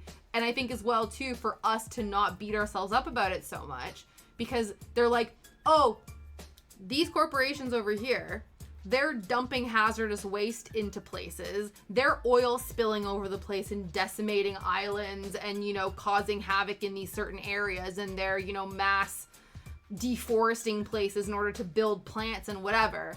But you, the individual, should be recycling, and you should be walking to work, and, you know, you should, do you know what I mean? And you're kind of like, no. Do you realize that if everybody decided that, okay, we're all going to go vegan or whatever, yeah, okay, that would, like, do something, but that would be a blip in the environmental matrix. It's actually over here, all these assholes that are just like, well, we're just going to continue to do what we want because we actually have, like, you know, $50,000 in the bank for when we violate this particular agreement, and we're just going to give it to the people and then just continue what we're doing. Do you know what I mean? And so I do think it's difficult because I do think, yes, obviously everyone should be doing what they can, but I think it's very almost like infantilizing and very like brainwashy to try to put all of the onus on individual people to be making changes for climate when actually it's the corporations and the governments that are not enforcing and cracking down on these things, right? So,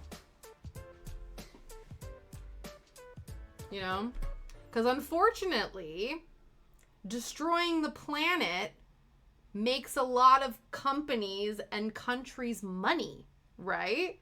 Because it's mass production. So it's like, yeah, this, you know, we create this product that gets imported to people and everyone buys it, and then there's lots of economy and lots of good, happy, yum capitalist money for us. But yeah, we dump crude oil into the ocean, but we have money and our GBT is like really, really high and stuff like that. And look at us, we're amazing, right?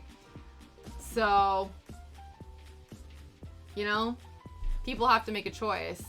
And when I mean people, I mean governments and corporations. But, you know, but we need to recycle and go vegan and have cleaner cars. We're the problem, not the industry. It's us. Yeah. I miss making Men Day, slowly production down for fashion, products, foods. Yeah, exactly. Please world that handle shipping to be, yeah, exactly. Not the price. Exactly, 100%. Yeah, where's the freaking eco, where's the Tesla, you know, freight boats? Why aren't we ecoing those? Why aren't we greenifying those? Walking to work increases your CO2 emission? Yeah. I saw a headline about some Indian rocket part ending up in Perth Beach in Australia. That's the other thing too, right? Because it's like there's also just like random debris and shit, like space debris. Like that's another thing too. Like also, here's my soapbox. You want to be eco-friendly. Don't do balloon launches. Do you know what I mean? So if you get helium balloons and everyone's like, let's do like a balloon launch, like a ceremony where we release balloons to celebrate some shit. Don't do that, because the balloons go up and the balloons go down. And they are plastic, and they end up in the oceans or in the lakes, and they end up in the forest, and then little buggies eat them because they think it's cool. And like, you're basically just like time-lapsing your fly tipping. You're time-lapsing your like littering. You're like, I'm gonna release this balloon in the air, and ooh, it's all magical and fun. You basically are just like, yeah, in like 5 to 6 hours, you've littered.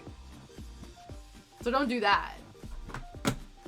Yeah, I understand. I definitely, as a child, you know, you have a balloon, you're having a great time, and then you accidentally let it go, and then you cry because you lost your favorite balloon ever. That does happen. But there are people who deliberately be like, we're gonna release balloons into the atmosphere. And you're like, no, you're just basically releasing slow burned litter. Don't do that. Galloway cries in American. You're trying to limit more CO2. Yeah, absolutely. Leading their best life. No things to follow, not. Yeah, 100%. We're just firefighting problems we create ourselves. 100%, Aurora. Mic drop, mic drop. Yeah, not possible. The amount of work that needs to be to move one big ship. Such an increase in balloon garlands for events too. Yeah, it's true. A lot of balloons. That is one of the things I've noticed too. Everyone's into balloon arches and like balloons things and stuff like that. And I'm just like, where do those balloons go? They don't even want to reuse the stuff. Yeah. Definitely. I think probably like, I don't know if it's like Mylar, like, you know, like the big shiny balloons. I think those ones can be like inflated and stuff like that. But a lot of them, like you said, if you don't know how to do it, is not gonna work. To be fair too, like, not being funny, guys, and I know the UK and actually a lot of people love their fireworks, but again, where does all that rubbish go? You pack the fireworks into a bunch of plastic and cardboard and you light it on fire and it shoots into the sky, and those pieces have to land somewhere. So luckily, I think if they shoot out and everything like stays in your area, you can like clean it up. But like the amount of times you see, you know, like, especially after certain things, you're like walking and you're like, oh, somebody had fireworks. Yeah. Oh, you bought biodegradable balloons? That's cool. I didn't know they did that. I think that's really cool. I didn't know biodegradable balloons existed. I have no idea what to do. I still cut up the plastic drink rings because I saw an ad about choking ducks in the 90s. No idea if it even matters. Right? It's true. I can't remember the last time I actually bought those things, like, with those rings. But it's true, man. Save the turtles, save the ducks. You got to. Still not a problem though, Taj. But yeah, we do. We need the eco freight boats. We do. We need to greenify the shipping somehow. Yes. Yep.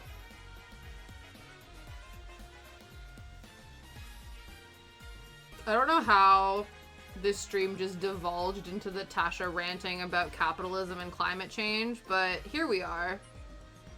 It happens.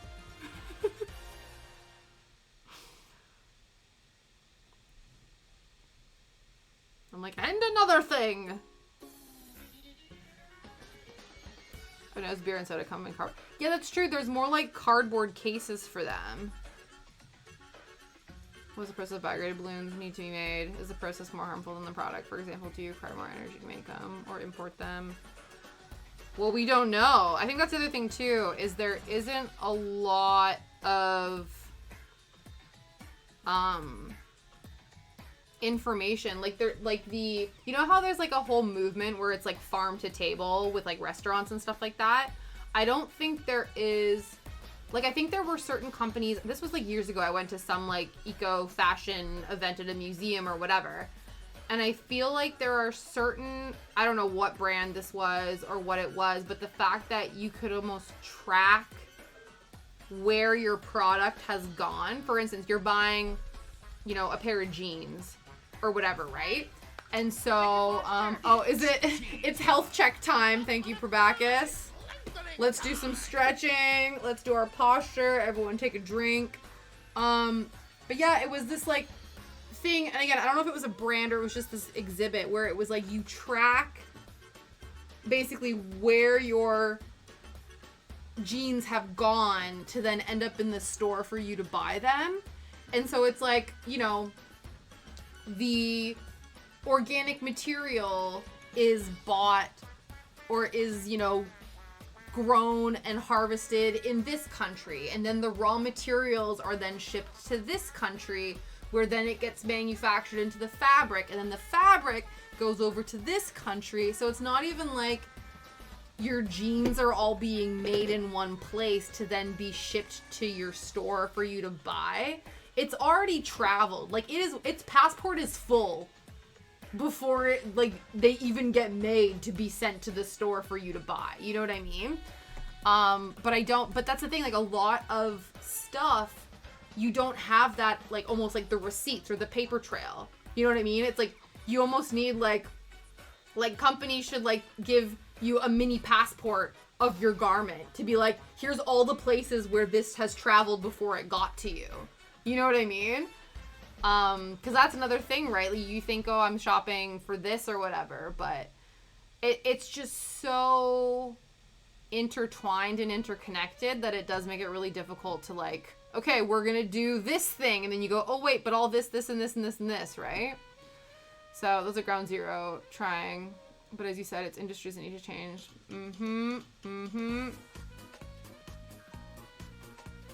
Absolutely. Absolutely. And you realize how interconnected everybody is. And also, too, like how, again, it all comes down to cost, baby.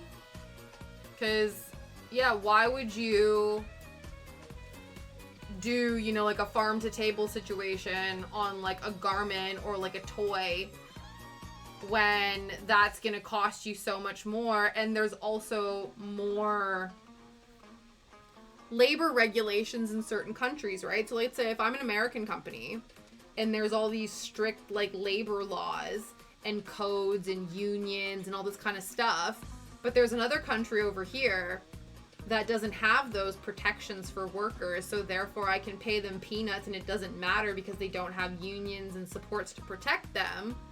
So I end up netting more profit because I don't have to shell it out to support my workers. I'm gonna move out of state, you know?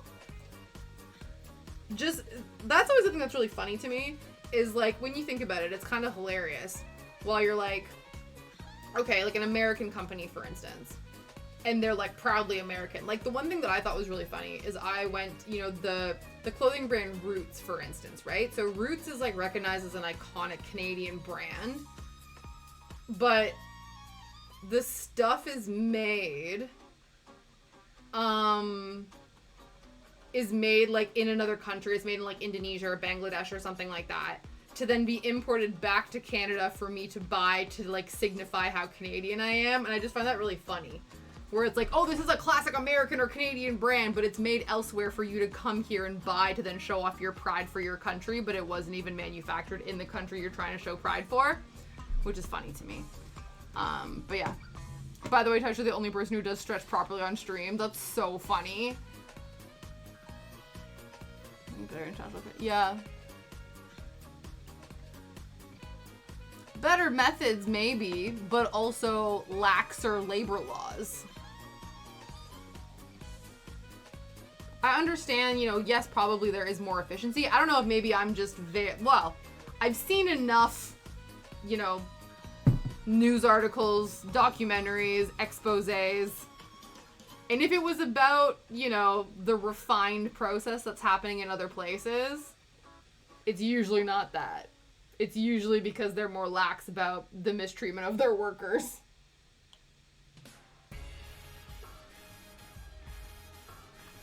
Yeah. And that's one of those things too, because I do think though that like there are things that need to be single use, you know what I mean? Like, because things need to be sterilized for medical purposes, like there are things that you just can't get away with trying to make reusable. And so then you wonder, like, okay, what's then the alternative to that? I guess in that instance, it becomes companies trying to make their single-use items biodegradable or like something, you know what I mean? Because I do think that there is a purpose. Like, I think single use is a necessity for a lot of things. But yeah, it's just trying to be like, okay, well, what?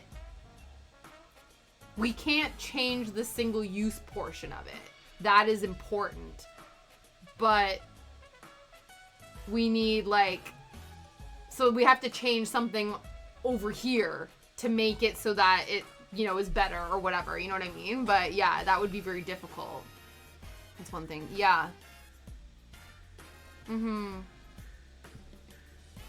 you have to think about it, Probacus. So in the instance of like the medical field, if somebody is really ill and they have certain medical needs, in order to not compromise their immune system, in order to not have buildups of bacteria to then cause illness and, you know, major problems, a lot of items need to be sealed away. And if they are meant to like hold something, so like let's say a syringe in a medical facility, you know, needs to be single use because I'm going to be injecting it into somebody with medicine. I then need to throw that syringe out. But the syringe has to be made of plastic because it needs to be watertight in order to hold the medicine or the thing or to do that, right? So it is difficult. And that's the thing. That's why I'm wondering, is there like, yeah, like a biodegradable plastic or something that's made, you know how people are trying to do that with straws? Like if that could be upscaled to be, I don't think though we're making syringes out of like uncooked pasta. Like that's some bullshit there. But there must be something to make it, you know what I mean? But there is a necessity, right? Mm-hmm. Yeah. I have so much plastic waste with my daily shot. Yeah, bleach the tip of the needle we change each day. I put them in a soda bottle that fills up. Right, mm-hmm. That's alright then, if it's just, yeah. But you must use coffee cup. It's 10 times, yeah. Oh, absolutely. Yeah, well, you wonder about that. Because also, too, it's not even, like, the physical density of plastic used. It's also, like, the type of plastic. Because, like we said, some plastic is recyclable. Some plastic is, you know, doesn't leach. That's the other thing, too. Like, isn't that whole thing? I don't know if it's, like, different. But you know how everyone was like, oh, my God, you have to get BPA-free water bottles? Because certain plastics actually, like, I don't know, release microplastics into what you're doing. So you have to have something that's like BPA free to make sure that it doesn't like leach or whatever. But yeah, it's hard to tell. Then you're kind of like, okay, like not all plastics are made equal. Not all single use items are made equal in terms of like their damage to the environment, I guess. But you're right. If it was only medical stuff, that would be, yeah. But no, definitely it's complicated and difficult, and that's like most big world problems. There is no one size solution. There is no one magic button to fix things. All there really is, you know, regulation and enforcing of, you know, parameters and innovation. But again, those are the higher ups, baby. Yeah.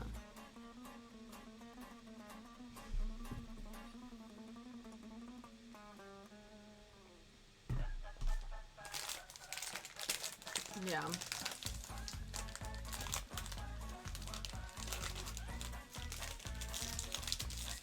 Well, that's even different too, because not all of the countries are in the EU, so obviously that would only be to regulate that specific area, but there's other places that don't. There's people that I think don't join the EU specifically to not have those sorts of more strict regulations.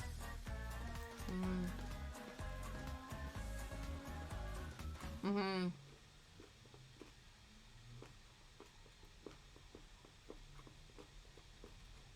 Yeah, it's good they did that. Mm-hmm.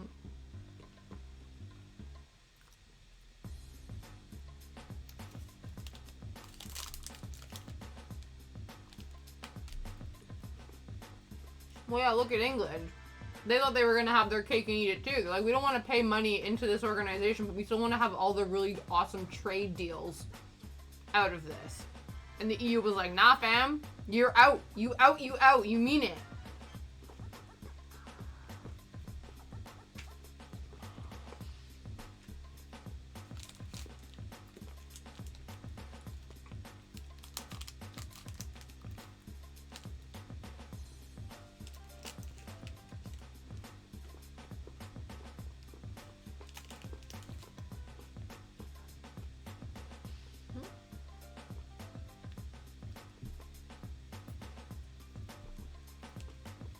Mm-hmm.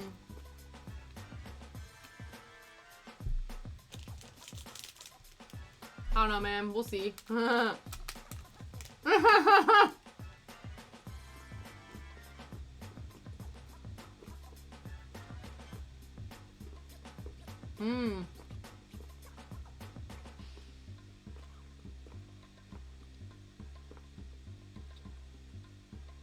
because I bet it was cheaper.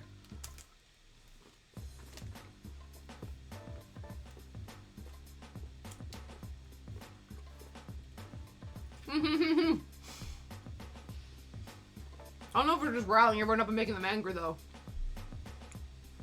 As long as, you know, again, what the fuck do I know, right? We're keeping it, we can have these discussions, but at the end of the day, none of us are qualified.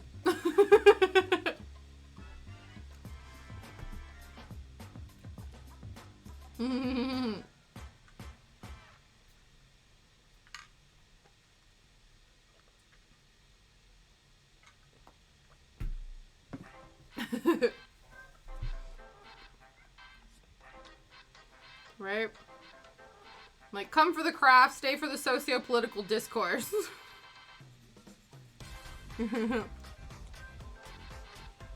Yeah, exactly.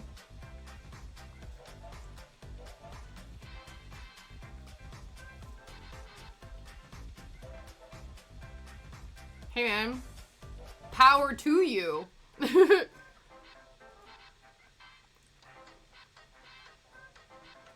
But no, I think that's the thing, right? Like, there's obviously, like, nobody is the experts unless, you know, we have any trained economists in the chat, but there are, or, you know, labor lawyers or, you know, constituents, whatever.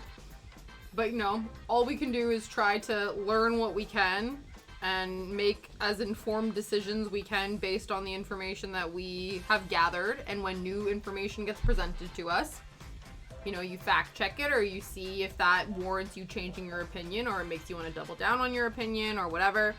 And then, yeah, that's all you can do. All you can do is try your best, you know? Bottom line. Went to the craft, did a master's. Yeah, right? Yeah. No.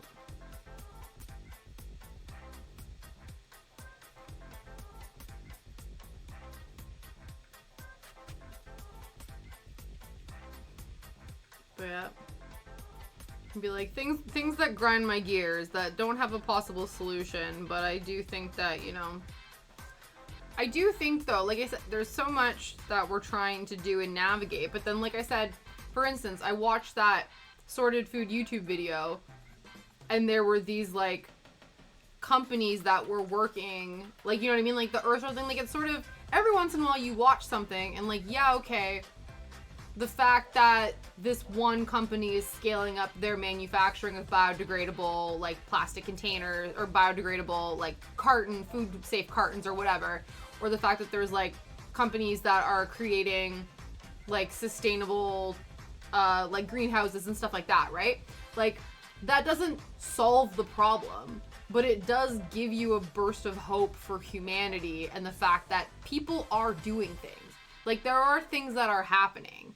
I think there are a lot of, like, you can get really disenfranchised and can feel, like, very nihilistic and hopeless at the state of the world because we're constantly, the way that the news works is news is meant, like, I don't know, man, as much as I think, yeah, the news is meant to inform you, I do think it's obviously skewed negatively, right? Because if things are good and ticking along and are all hunky-dory, they're not newsworthy. Every once in a while, you'll get, like, a happy whatever piece and stuff. But a lot of times, what you see on the news will be very, yeah, like, it almost, like, not being funny, it almost is, like, this sounds really bad, but it almost is a bit of a propaganda machine as a way to install fear and divide amongst people. And I find that I think it's important, obviously, to be up to date on, like, what's going on around you. But the sensationalization, 100% Galloway, that is used, again, like you said, the news is a network. The network has advertisers. They get money. It's similar to the way YouTube works, the way Twitch works, things like that, right? Where the ad revenue and the way that people get paid is to keep eyeballs on the screens. It's a retention thing, right? And so how are you going to grab people's attention by sensationalizing or making things seem just so like, oh my god, I need to be involved or I need to be plugged in or all that kind of stuff. But yeah, it can really make you feel very hopeless and very scared for the state of the world, right? And I remember, like, I was in that place, especially, like, at the height of COVID. I was, like, doom scrolling, constantly checking things, and was quite fearful and quite negative and quite, like, well, we're fucked, you know what I mean? But it's only been in the last, like, year or so, maybe even in the last, like, half year, that, and again, it's almost this thing where you're kind of like, oh yeah, what is that thing where it's like something about like naivete, you know what I mean? Where it's like, you know, I'm not seeing the world through rose-colored glasses. I am realistic, but I do think that ignorance is bliss. That's the term I'm thinking for. And obviously there's a sense of like ignorant to like if there's some bullshit and you're like, I'm just not going to. But I do think that there is like there is a level, I've basically done a level of ignorance in a way that I'm aware of the general gist of what's going on, but I'm not hyper fixating and getting into the nitty gritty of all these things, because in my immediate worldview or my immediate circumstances, those things don't affect me, which sounds really bad because obviously there is like crazy shit that's happening in the world, right? But like, in order to protect my psyche and make me feel like the world is not hopeless, I have to look at like, okay, in my general vicinity, like, and that's not like within my community, what are the major issues and things that are impacting my ability to be a good member of society, to be a good partner, to be a good family member, to, you know, live my life in a way that brings value and joy to my life and the people around me. Those big sensationalized news stories aren't impacting that, you know what I mean? And obviously I'm not saying like fuck the big issues, you know what I mean? We just had a big old rant for like 45 minutes about how we should try to be eco-friendly, but like also the people in charge. And so I do think, you know, there are ways that you know, like you go to protests or you vote or you do things to try to like put pressure on the higher ups to actually make those changes. But I can't sit there and engage in negative media for the sake of knowledge. Because I think that's the other thing too, that I used to be like, oh my god, I need to know everything that's going on all the time, all the bad shit, because I need to be informed. So it's like, I need to know all of this. And eventually you have to be like, okay, but is knowing all of the bad shit that's happening in the world making you happy? Like, do you get joy learning about and like acquiring knowledge about how shit the world is? And if you do, like, that's some sort of like, you might need to check yourself, right? Like, if you take value or you find enjoyment in learning about how shitty everything is, you might need to take a look at what your priorities are. But yeah, like, I don't know, like, be informed, but don't dwell on the bullshit and try to find pieces of joy, right? Because that's like, I don't know, like, that's all you can do. Or else you just become like nihilistic and you're just like, fuck it, you know what I mean? So that was my roundabout rant of saying when I watched that sorted food video and found out that there are people out there that are making products and are doing things to improve conditions in their community. I'm like, this is the shit I want to see more of. I want to be aware of that news, because that news is actually what's going to be impactful to me and actually is going to, one, fuel my, you know, views that society isn't a complete dumpster fire, but also That's the stuff that, yeah, there's this company doing this amazing thing. They've got money to upscale to fast food joints like Just Eat and whatever. That is something that will impact me, hopefully, eventually, because I do order from Just Eat.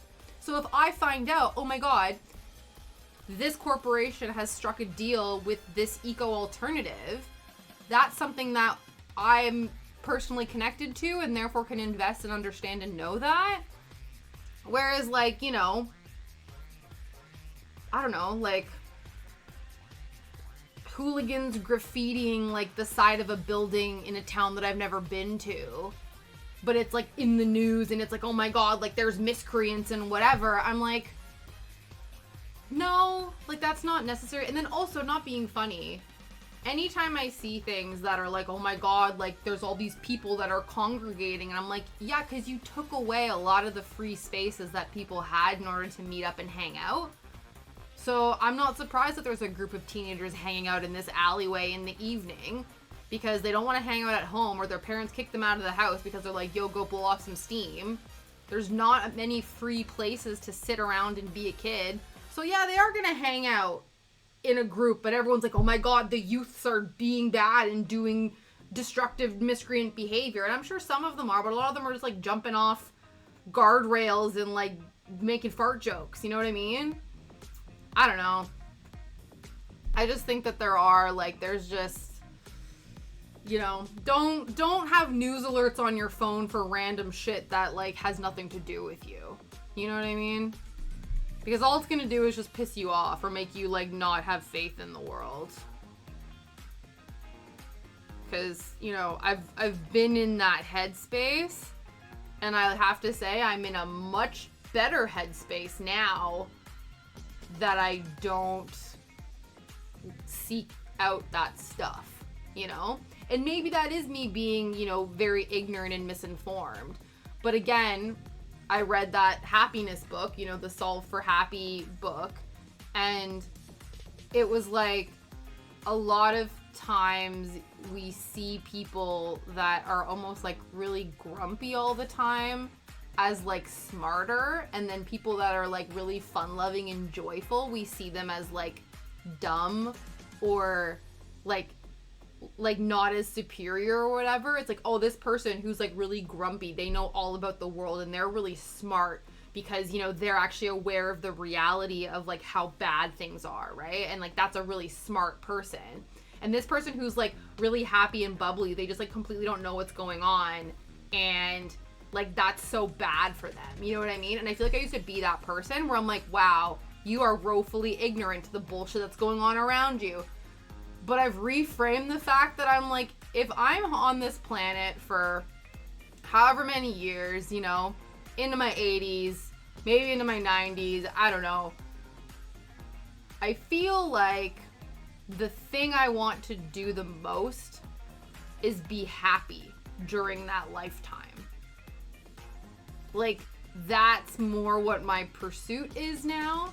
My pursuit is now, and again, coming from a privileged standpoint, that there are situations that are not happy, but you are in them and have to stay in them for circumstances, whether it's for monetary, for societal, for whatever.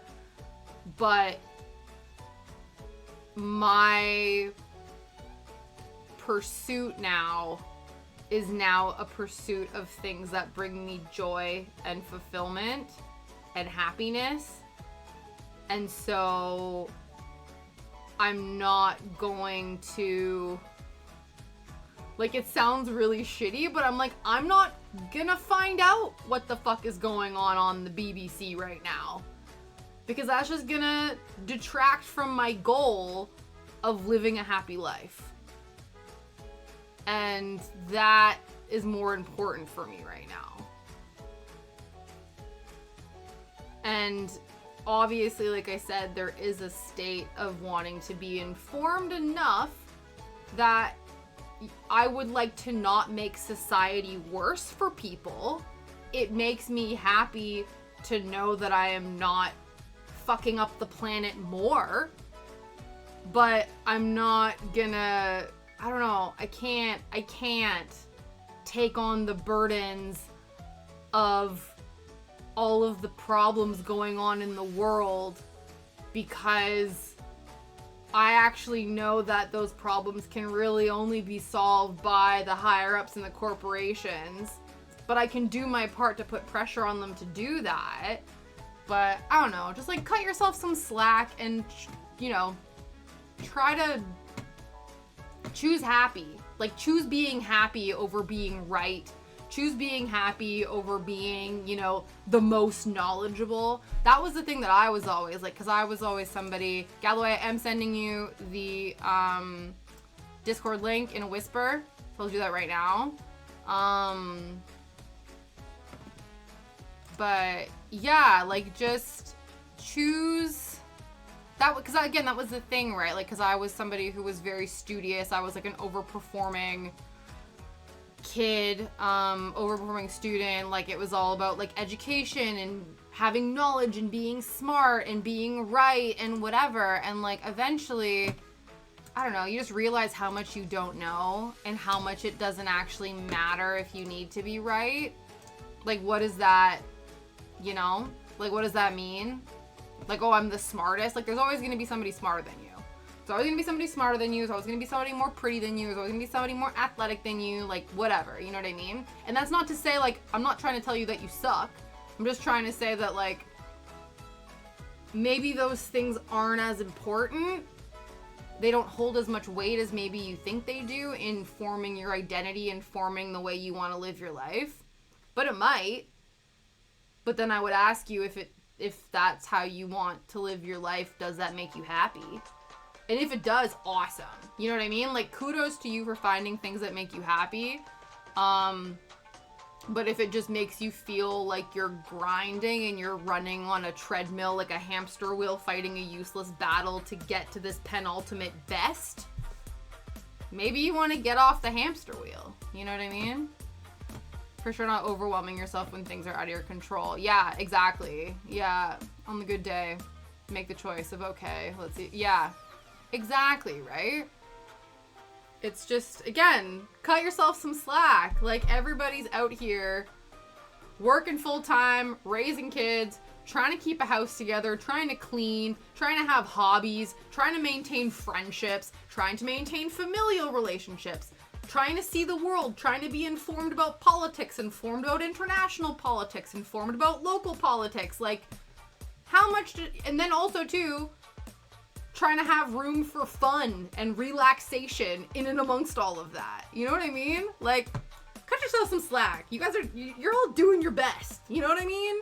And if you're not doing your best, that's okay. Maybe you're tired, but today is your best day. You know what I mean? Like, sometimes you can be tired and, like, only use, like, 15% of your brain, and guess what? That is your best for the day. You know? Like, I don't know, man. Just, like, you're all doing your best. Like, we can sit here and bitch about how we think that society is fucked, but at the end of the day, we need to find things that we like about society, or else why are we still here? You know? Why are we still here? Thank you for that, Aurora. Oh, I finished the tea. It's time to switch to the water. Hydrate. Yeah. Yeah, right? Cheers! Mm-hmm. I don't know, man. How far have we gotten? What time is it? Time is an illusion. Nothing is real. We're actually, despite the fact, and, you know, my mom was making fun of me of this when she was here, how I obviously can't talk and sew at the same time. I'm a bit better at cross-stitching, but, you know, when shit gets riled, when Tasha's unintentional soapbox pedestal comes out, when we instigate TED Talk mode, my brain doesn't have the capacity to stitch at the same time. It was fun. Yep.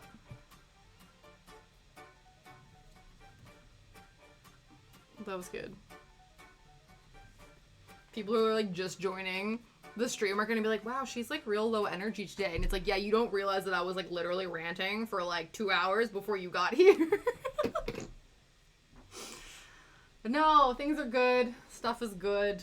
And some things are not good. We are aware. We acknowledge, because that's the other thing too, right? Like, I'm not advocating for what is that term where everyone is like where it's not all sunshine and rainbows. You know what I mean? Like, what is that? Like, toxic optimism or whatever. Toxic positivity, that's the word.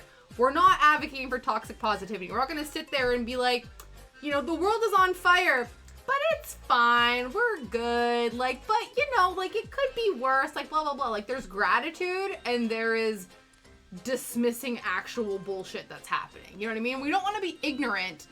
We just want to do our best to try to live our happiest lives. And sometimes, our quest for knowledge, success, athleticism, more money, whatever, like, that gets in the way of us focusing on trying to live our happiest life. We'll see.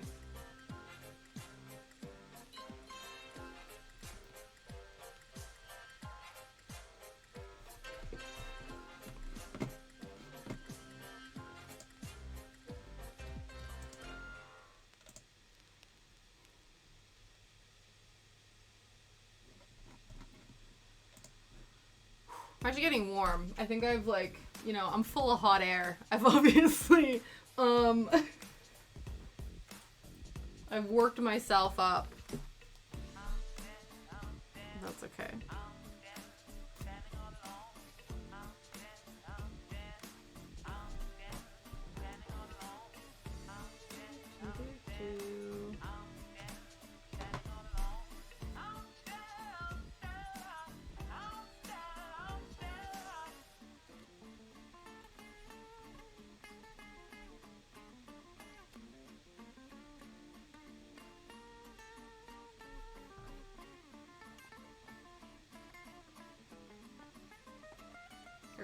Cool.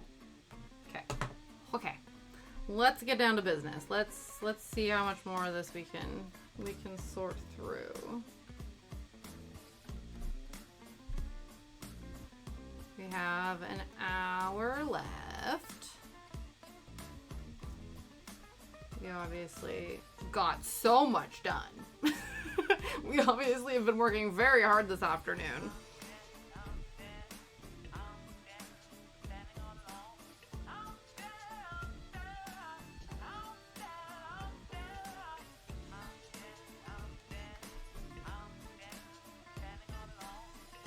This probably makes sense as to why, I was able to just completely...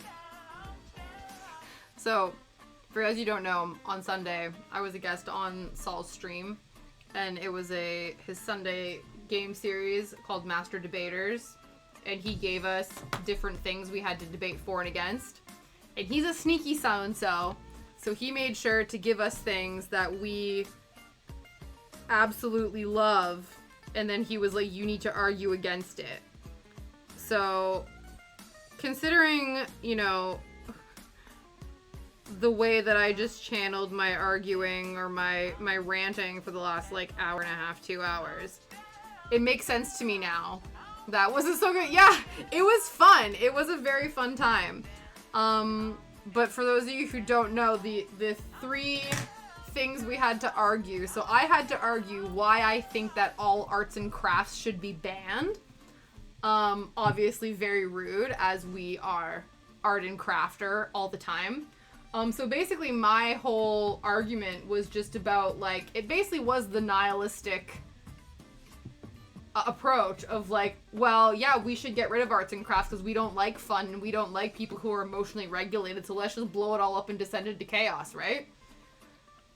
And everyone was like, oh my god, I don't didn't expect that from me. And then I'm like, no, based on the current track record of what we're talking about, it tracks that my,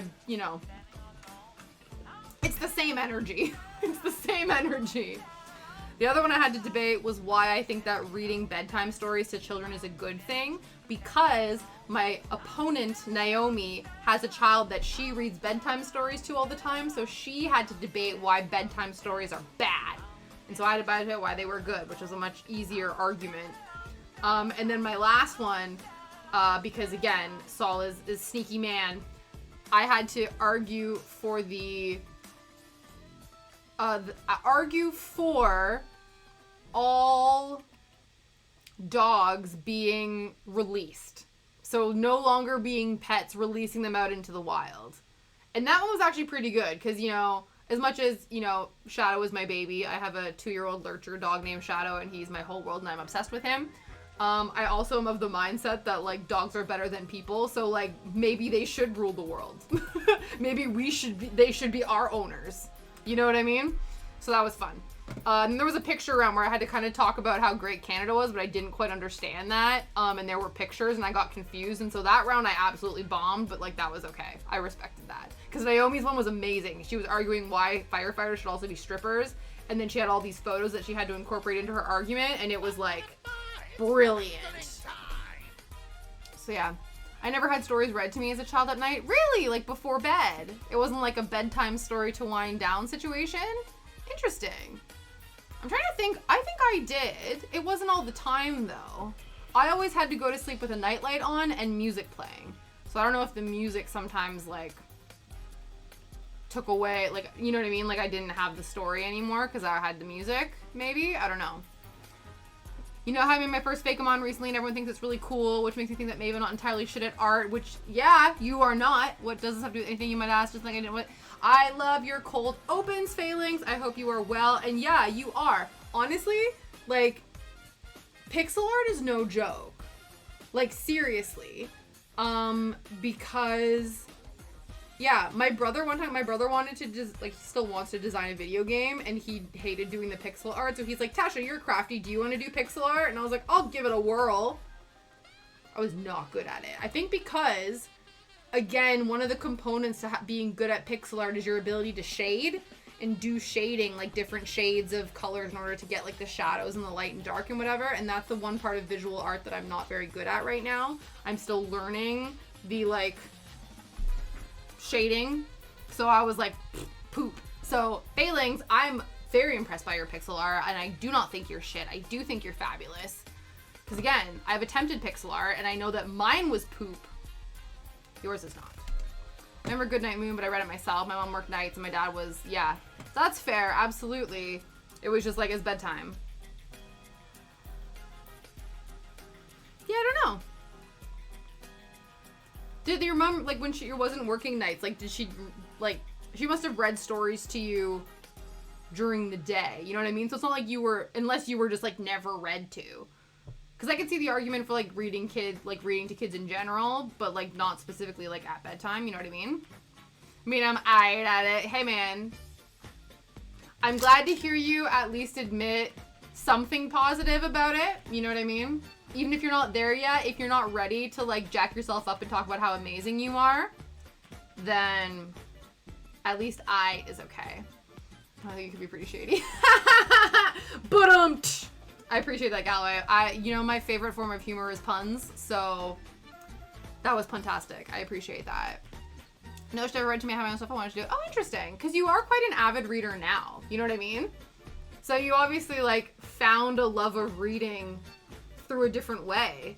Because sometimes people have, like, I don't know, I guess some people maybe, like, get their love of reading because they were, like, read stories as a child, you know what I mean? But for you to then develop a love of reading, but not because of that, or from maybe a different way, that's really cool, you know what I mean?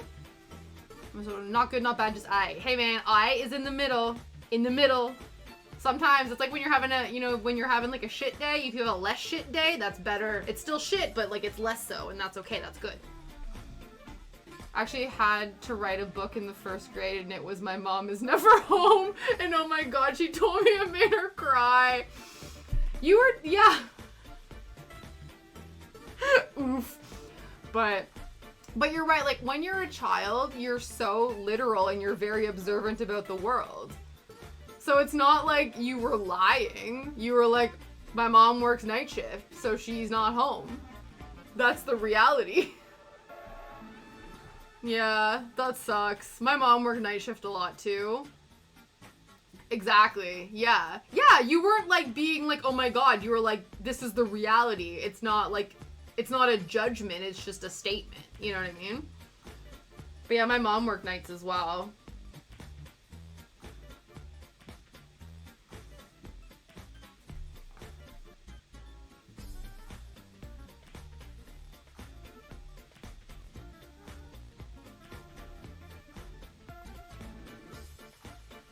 I have surprise work, I believe. Oh, no problem, Rebecca. Thank you for stopping by. I appreciate you. I hope the day turns up for you. I know it started a bit meh, but I appreciate you. Hope you have a good rest of your day, and I hope things are on the up and up for ya.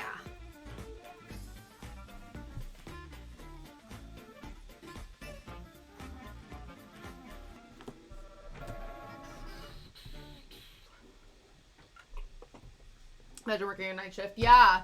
Yeah, Felix, I wonder if you have any, yeah, right? Of course. Yeah, I can sense the intense sarcasm that is currently happening.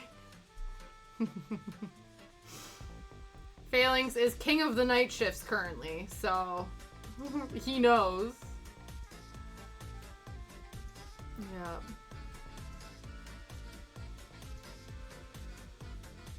Not this guy. No, never ever, right? Never worked a night shift in your life. No idea what that could be.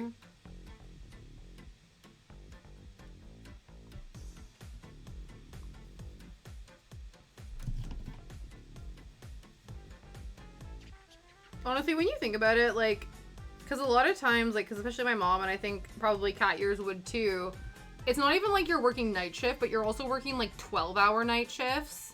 And honestly, like, it sounds really bad because obviously, like, you know, nurses and doctors and people, like, they're in charge of, like, your medical health and sometimes, like, your life and things like that. But, like, you know, could you imagine, I don't know, like, your brain functioning on, like, hour 10 of your 12-hour shift? You know what I mean? Like, I just, like, it's no wonder, like, it's a wonder we get cured or get helped at all. You know what I mean? Like, because if my ass was in charge of somebody's medical decisions and I was on, like, day 10 or 11 of a 12-hour night shift, like, I would be useless. I'd be like, listen, I don't know what to tell you. Like, I'm being paid to be here and I know I'm supposed to be here, but, like, I don't trust myself to make decisions on your behalf. Like, that's some Mickey Mouse shit. Never worked night shift, but I worked in retail, hell, and food service. Same. I feel you on that one. I worked evening shifts. Like, I worked until midnight, but I never worked, like, a 7 to 7 12-hour shift.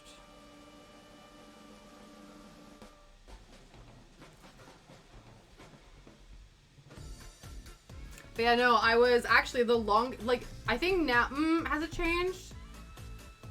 No, it has changed, because the company that I worked for before I moved here, even though it was a bunch of different jobs, it was all under the same company. So that was probably my longest, like, stint of employment, but before that, the longest I had worked in a job, was at Subway. I was a sandwich artist. And you actually, did you know, I don't know if they still do this, but the training you had to do, it was called Subway University. So I had to go to Subway University and learn the proper way to make sandwiches in order to be certified sandwich artiste. So yeah, that's what we're actually called. You're not called like a food worker, you're actually called a sandwich artist.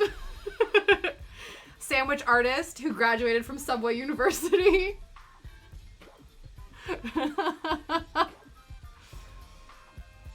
Yeah. Oh, I haven't ever gotten to the best part. I work night shift and it's in retail. Yeah. You're at least night shift in retail though, does that mean you're not talking to customers? Are you just like stocking shelves so you don't actually have to interact with like customers, or do you still have customers? Do you work like in a 24-hour store? Because if so, that's nuts. Those women who come into Michael's Arts and Crafts are spawns of Satan. Oh no, really? They're just like real particular. Like there's certain, I feel like some crafters are probably very particular and very snobby about their supplies. You know what I mean? Like that would be difficult. Do you remember, Kat, It's a 24-hour store. Ooh. Yes. Oh, absolutely. You can customize your order, but there is like, within the customization, there's like an order of how you stack things. You know what I mean? So like, and there's always a base sub. So like there's a customization element, but there's always like the baseline thing. So like if you're getting, you know, like a BLT or something like that, or you're getting like, what's the one I used to always do? A BMT. So a BMT, would have like a certain meats on it, or like a cold cut, right? So those would always be prepped, and then that would be at the top half of the bun, and you cut the bun in a certain way. So there were certain things you had to learn, and then let's say you get to the veggie section, people wanted to customize it, and they wanted this, but not this. There's like a certain order that you need to apply the vegetables in order to assert, like, you know, have the sandwich fold in a good way or something like that. Can maintain the integrity of the sub. So yes, customization, but like within order. Custom structure. Structured customization. The 24-hour store. I didn't realize that, Phalanx. That's rough. Because I'm sure the people that are coming in at 2 in the morning as a customer are, you probably see all sorts. Yes, I used to work in floral, but was also front-end manager. They would come in and make little bouquets and then stick them somewhere in the store. Also, they would go through this paper stamp aisle and move shit around, really. Just to be annoying. I was gonna say, do you remember which,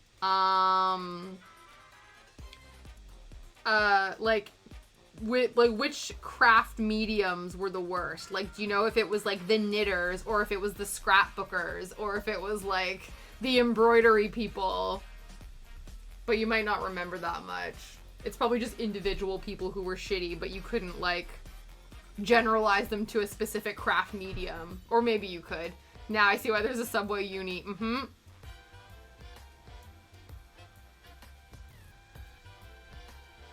Really, that was the worst. Floral was the worst. Interesting. Dried flower arrangers are obnoxious, silly people. Interesting.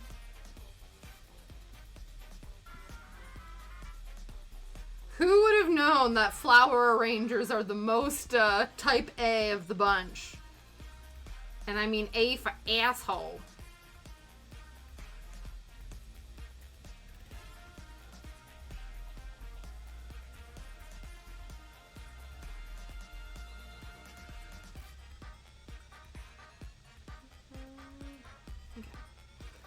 Yes, each of those buckets is supposed to be specific flour in it. Right. Yeah. And that's the thing too, right? Because like I can't even imagine, like, because I worked at Pandora for a while, and like when we would do stock take, but all of the jewelry is like tiny, right? I can't imagine a store like Michael's and you have to do stock take, and like stupid people have mixed like the artificial baby's breath with like the artificial ferns, and you're trying to find like one stock of fake baby's breath amongst the entire freaking store. Like that would just be insane. Completely unrelated side note, but me and my friend were thinking of a terrible pickup lines, and the worst one I came up with apparently works for no good reason other than why not. Hit me with it. What are the worst pickup lines? The worst ones. Sometimes if they're so bad, they make someone laugh. Like if they're funny, and in like a genuine funny way, and not in like a pervy, creepy, like I'm trying to be funny, but actually I'm actually a gross person funny. Then I could see them working just because of the sheer, like, audacity of them. You know what I mean?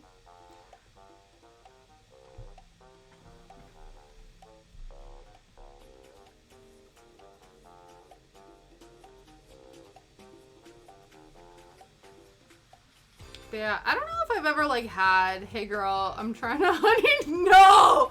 No!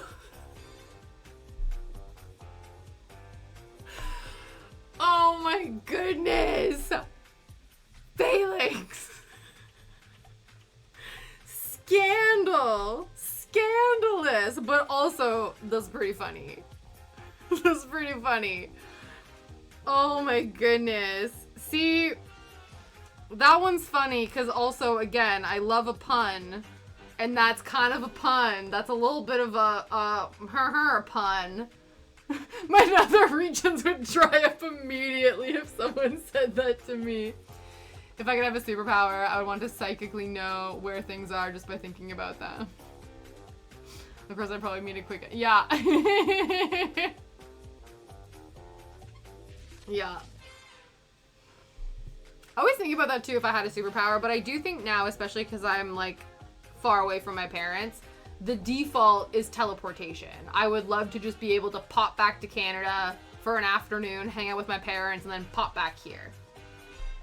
When I was younger, it was mind reading. I wanted to be able to read minds. But then I feel like sometimes you don't want that. Like, I think when I was a kid, I thought it would be like, oh my god, I could know who's like lying to me, and I would be able to like know what people are saying and blah, blah, blah, blah, blah. But I do think that would have backfired on me because little Tasha had like self-esteem issues and like was very sensitive. So if I heard people thinking like negative shit about me in their brains when I read their mind, that would like have crushed me, you know what I mean? So I probably didn't actually want to have that power because I do think it would have backfired and just made me feel really bad about myself. It's the most S-tier stupid pickup line, but for some reason 2 people I've told it to have found the greatest line they've ever heard in their life. That's so silly. That's so silly.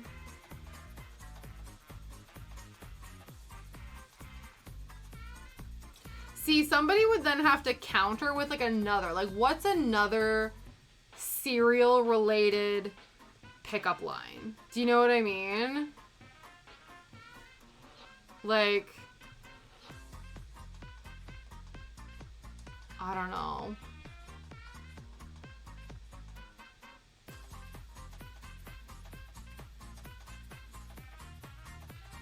Yeah, I don't know. I'm thinking like it's something to do with like the Trix rabbit. Or like, I don't know.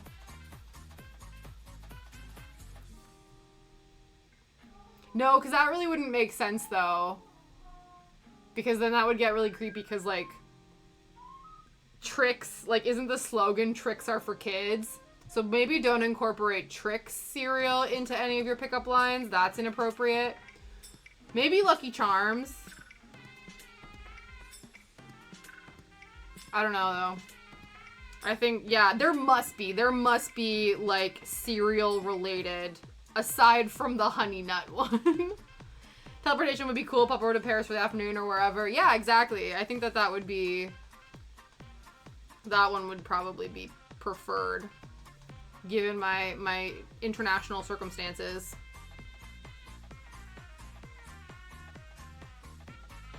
The other one that I think, but again, though, because the other one that I think would be really cool is being able to talk to animals. Because I would love to be able to talk to Shadow, but I already talk to him all the time. It would more just be that I could understand him talking back to me. But then he might actually, like, think that I'm cringe or something, and then that would make me feel really bad. But, you're great! That's true. That's true. Mm-hmm. Yeah, are you, isn't it are you Kellogg's Frosted Flakes? 'Cause you're great. Yeah, that could work, actually. I like that one. Okay, so we could do Tony the Tiger Frosted Flakes. That's an option. Okay, so Cheerios and Frosted Flakes are the pickup line approved cereals.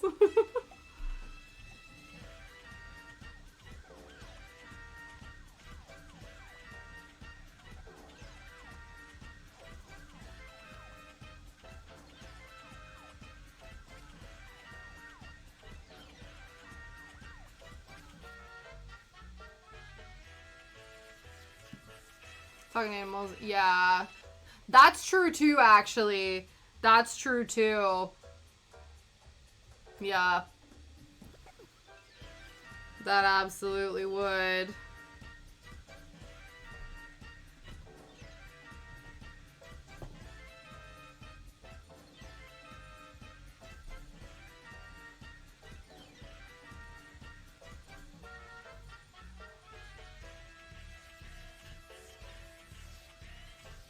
Shape-shifting might be pretty cool, too. Because then you could, like, I would assume actually shape-shifting would also probably, I don't know, because could you, like, let's say, for instance, if you shape-shifted into an animal, would you then be able to communicate and understand that animal because you shape-shifted into it? I feel like that would make sense, right? So then that would actually, like, kind of be two superpowers in one, because you could shapeshift into, like, a squirrel, and then you'd actually be able to communicate with squirrels. Because it would be a really shitty skill if you could shapeshift into a squirrel, but not be able to communicate with other squirrels. That would completely blow the cover, you know what I mean? Now I'm just, like, looking, because then when you think about it from a superhero, like, superpower standpoint, there's, like, shapeshifters who shapeshift into other humans to try to, like, pull one over on people, but you don't then inherit their, like, skills. Like, if you, like, let's say you shapeshifted into somebody who spoke another language, but then you wouldn't be able to speak the language they speak, then it would, like, all fall apart. So actually, it wouldn't make sense if you could shapeshift and understand animals and shapeshift and not, you know what I mean? There's rules. There must be rules to shapeshifting that I'm not, you know what I mean? Okay. Would you have figured out? Yeah, exactly. That would not be okay. You would have to still maintain your human brain to know how to do this, but just be able to communicate. So I think what happens is actually you end up shapeshifting into a squirrel, but you can speak English, and you don't end up being able to talk to squirrels. So that wouldn't work. It would only work for, like, recon, you know what I mean? Like, if you're trying to be, like, a fly on the wall, you could literally be a fly on the wall. But you just couldn't communicate with the other flies.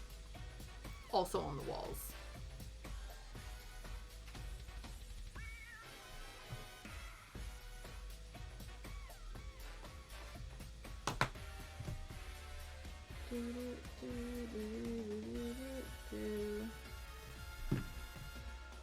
Hi, Brandy! How are you? I hope you're having a great day.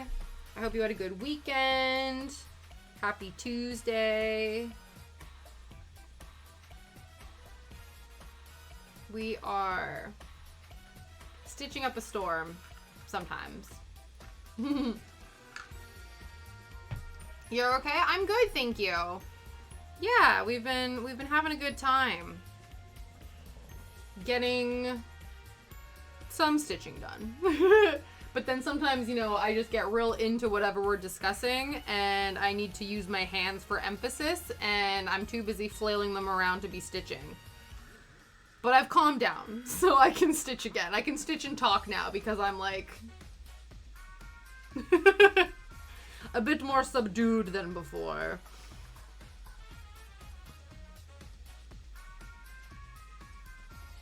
But yeah, trucking along. We're almost done this page. And by almost, I don't mean we're probably any close to finishing it on stream, but if you look at, like, how big the page is, and you see all of the stuff that is, like, marked off in black, all the stuff that isn't black is what's left to do.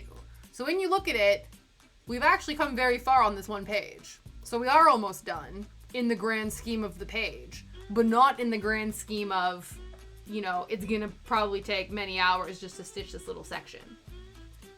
But that's okay.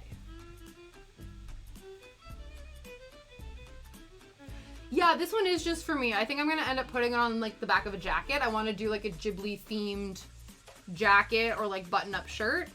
But yeah. I do have, like, goals of selling cross stitches and things. The problem that happens, Galloway, or the thing that I get concerned about, is because I didn't make this cross stitch pattern, the intellectual property of the pattern belongs to somebody else. And so sometimes I think, you know, some pattern artists are okay with you selling completed versions of their patterns, but other people, other cross-stitch artists don't want you to do that. And so there's, like, a bit of, like, I would have to, like, communicate and, like, find that information out if that was something I wanted to do. But yeah, it is possible to sell cross-stitch creations, but I do think that there are, like, even if it's not, like, legal things, there's almost, like, moral and ethical questions that you need to, like, verify with the various artists. If I had made this pattern myself, absolutely wouldn't be a problem, but because I'm using somebody else's intellectual property and then profiting off of that, even though they made the pattern, not the project, there's still a bit, I think it's a bit ethically ambiguous, if that makes sense. But yeah. But no, this one's for me. I do have other ones like that I make that like are gifts, so I'm giving them to like away to people for free, so I'll do like gifts for friends and things like that. But yeah, I've done a couple like original little patterns that I do plan to sell, but not this one. I put that on a really side note. I find it hilarious for reasons I can't fully explain. If I talk to a girl for more than 5 minutes, people think that that's my girlfriend. That's just what people do to, like, I don't know. That feels like a very, like, childish thing to do. That's like an elementary school tactic. You know what I mean? Like, as soon as you end up talking to somebody of, like, the opposite gender, because we live in such, like, a heteronormative society, the thing that people do is they go, oh, that's your girlfriend. Or, like, oh my god, like, is that, you know what I mean? Like, as young as, like, preschool, like, little kids will hang out and it'll be, like, a boy and a girl and they'll be like, oh my god, like, they're boyfriend and girlfriend. They don't even, like, understand what that means. And also, what if either child is actually not straight? You know what I mean? But, like, it's considered weird when you see, like, two little boys or two little girls playing together being like, oh my god, they're boyfriend. Like, that's something that, because our heteronormative society is like, no, it's only okay to ship tiny children of opposite genders together. We don't ship tiny children of the same gender together. And you're like, that's weird. But yeah, that's so funny. Are these also people who, like, don't have any actual friends of the opposite gender? Because that can also be that thing too, right? Where it's like when people almost like exclusively don't have friends, like only have friends of the same gender, as soon as like one of their friends talks to somebody of the opposite gender, they're like, oh my god, binary human interaction, that must mean something romantic. And you're like, nah dude, we can just coexist as people, maybe even be friends. Oh my god, we have no desire to sleep with each other. Scandalous. Social conventions are at odds. Yeah, it's true. But people like putting labels on things, but they put, you know what I mean? Like, they put weird labels on things. Like, two kids hanging out are boyfriend and girlfriend, whereas two kids hanging out could be friends. And that is also a label, but also a less, like, heteronormative, sexually implied label. But still a label. But it's interesting, yeah, where our brains go. I used to despise it with a burning passion, but I just find it hilarious because they think they have enough faith to just pull a girlfriend out of the clear blue sky. Yeah, man. See, they just think you have so much Riz phalanx that you just, like, walk up to any girl and have a chit-chat, and next thing you know, you're dating. They just think that you're that dude. You know what I mean? Like, they just, in fact, you should take it as a compliment because they think that you are just, like, yeah, you are that dude. You are, like, Mr. Optimal 100 Riz that you can just make that happen. And you're just like, oh, silly humans. So yeah, in fact, yeah, you should take it as a compliment of like, wow, check me out. I'm just so fly that, like, girls fall at my feet. Even though it's not the reality of the situation, but you let them think that that's what it is.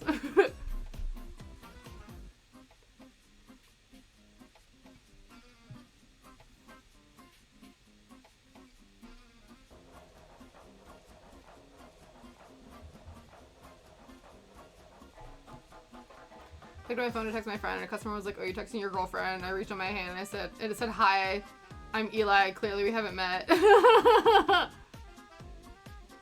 Yeah. You should have been like, no, I'm texting your girlfriend.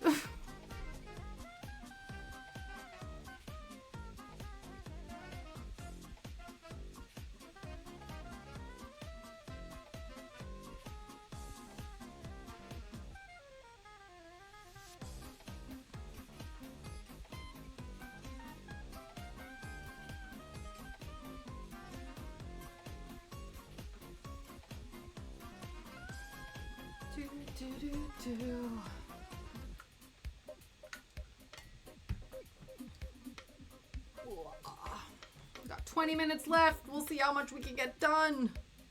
We won't finish the page, but if we can put a good chunky chunk in, get a good chunk in here, I'd say job well done. Kudos to us.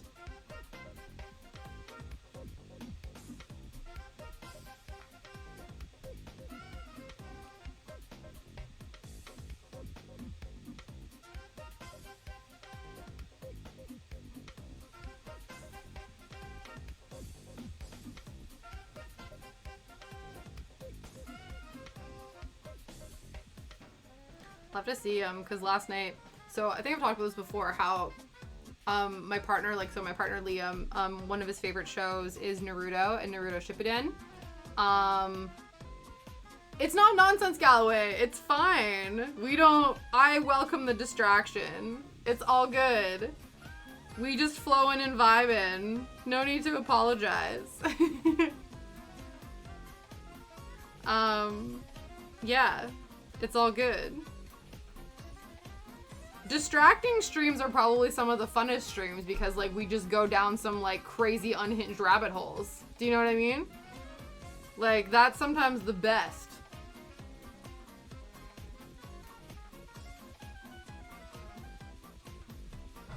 But yeah, so Shadow. Liam and I, Liam has showed me, and we've been rewatching Naruto and Naruto Shippuden. So we finished Naruto, now we're watching Naruto Shippuden. And we hadn't watched it for a long time.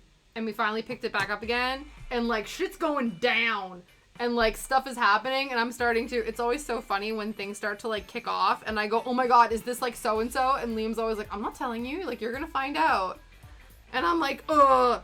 So yeah, right now, the Great War is happening, things have happened, and now we're trying to figure out, like, the identity of the big bad, and I'm starting to, like, piece things together, maybe. I could be completely wrong, but, like, if this is actually the situation, like, it's gonna be nuts.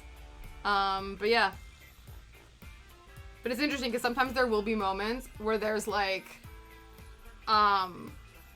fillers, obviously, and they're like boring and it's like a pressure to get through.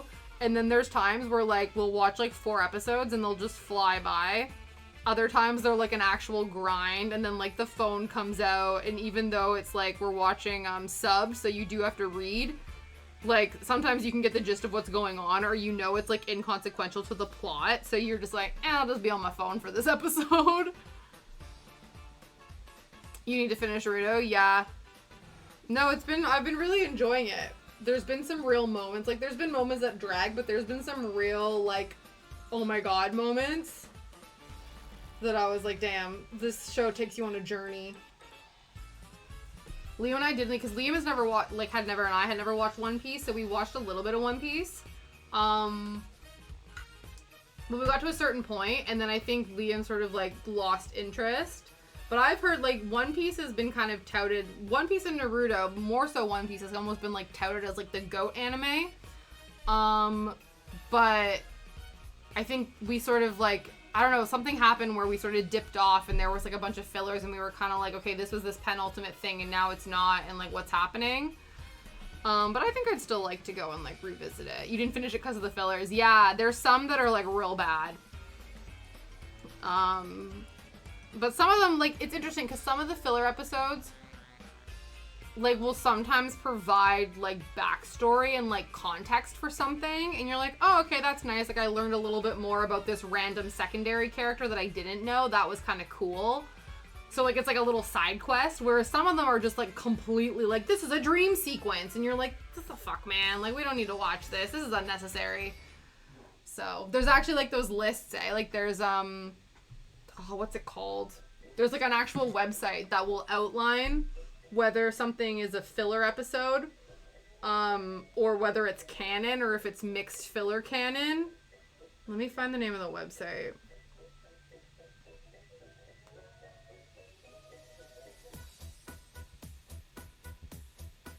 Yeah, it's literally called animefillerlist.com. And so I guess you can obviously look up different animes, and then it'll tell you, like, here's a quick overview of, like, which episodes are manga canon, mixed, and, like, what are just the filler episodes. And then there's like anime canon, obviously, that is like, it's not in the manga, but it's related to the overall story and they like put something in. But yeah, it's been very interesting.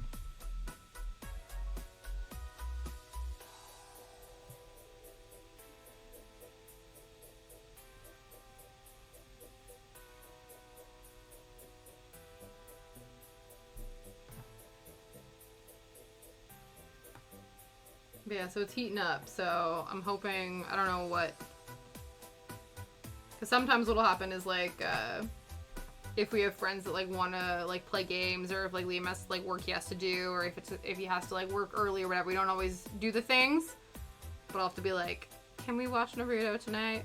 I'm sure that must make him so happy, because like this is his favorite show and he's like sharing it with me, so for me to be like, I would like to watch this thing, I'm sure that validate something in him, which is good.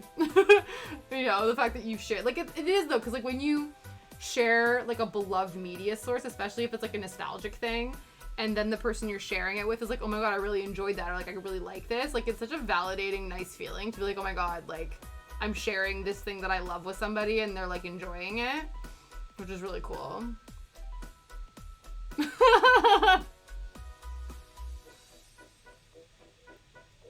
Is that the one where he was pretending to be, he like transformed into Sasuke and was trying to seduce Sakura, but he had like the shits and so he needed to go sort that out? That was very silly. That was a very silly episode. I do remember that. That's so funny. I forgot about that one. Did I mess something up here? I can't remember.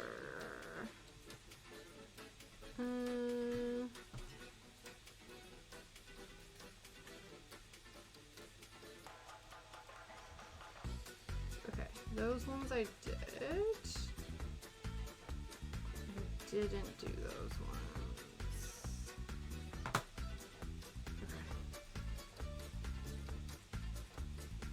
Okay, cool. Just making sure I know where I'm at. I was binging it for a while, but the streaming service only had the first few seasons, so I stopped there. I think there was going to be a big fight with Sasuke, but ended up a cliffhanger. Yeah. That's the other thing, too, depending on the streaming site that you use, like, they'll only have so many seasons of something and then you have to wait for it, which is annoying. Even if they're things that are like fully released. We watch it on Crunchyroll, so we have a Crunchyroll subscription. And so I think everything is on that one. The other thing too, right, is I never know, like, you know, for instance, like with Netflix, there are things that are region specific. So like just because I have the ability to watch this on like my UK Netflix doesn't mean that like US Netflix has it, you know what I mean? Which is really annoying because you're like trying to recommend things for people and it's like, oh, you can't actually watch it here. Yay! Nacho cheese lunch. Girl lunch. Amazing. Amazing. I love that for you. I actually got like the Doritos nacho cheese the other day. They had it at the mall, or not the mall, at the grocery store, and I was like, love it. Mix that in. Liam made cheesy pasta the other night. It's not really macaroni and cheese because it's not like the traditional like mac and cheese. It's like cheesy pasta, like a bechamel or whatever, but he put some of the nacho cheese in it. So good.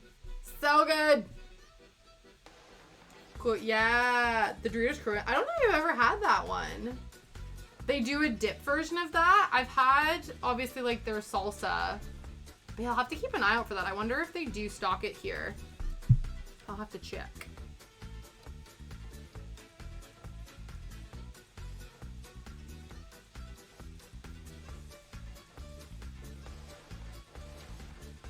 They started doing these ones, these Doritos here that are, like, I don't know if they're better for you or whatever, but they're like the Doritos with like a hint of something. So instead of being, I guess, like full flavor, it'll be like, oh, with a hint of lime, or this one is like with a hint of paprika. And then there's these new ones now that are like a hint of sour cream and onion. And so they're like, I don't know, they're just like a lighter, fresher. I feel like they're like a lighter version of a Cool Ranch, actually. But they're really nice. They feel like they look like they're meant to be healthier, but I have no idea if that is the case. It's like lighter packaging. It's like, it's made to look like it's like not as intense or whatever, but it's like that could just all be a marketing ploy. I'll have to actually check next time when I go to be like, what's the sodium content? Oh, it's the same, or it's even worse, or whatever. You still have the chip, yeah.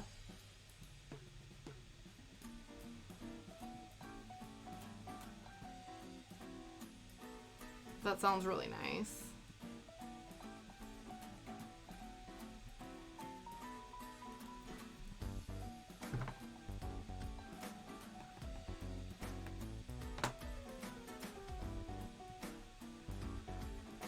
Okay, we're gonna do some counting, or am I gonna cut this? No, we'll do some counting. How many counts do I need to do? 1, 2, 3, 1, 2, 3, 4, 5, 6 on the 7th. Okay. So 1, 2, 3, 4, 5, 6 on the 7th. Let's just check that that is correct.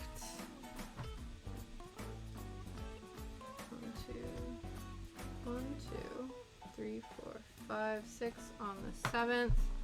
1, 2, 3, 4, 5, 6 on the 7th. Okay, cool. We needed to count to make sure we don't mess up the project. So what's this? 1, 2, 3, 4, 5, 6. Okay. 1, 2, 3.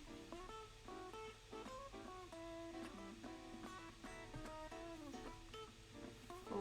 5,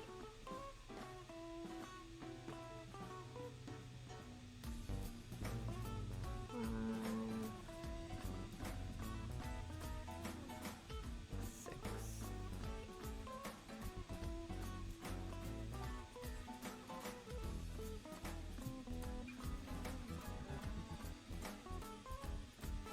Cool.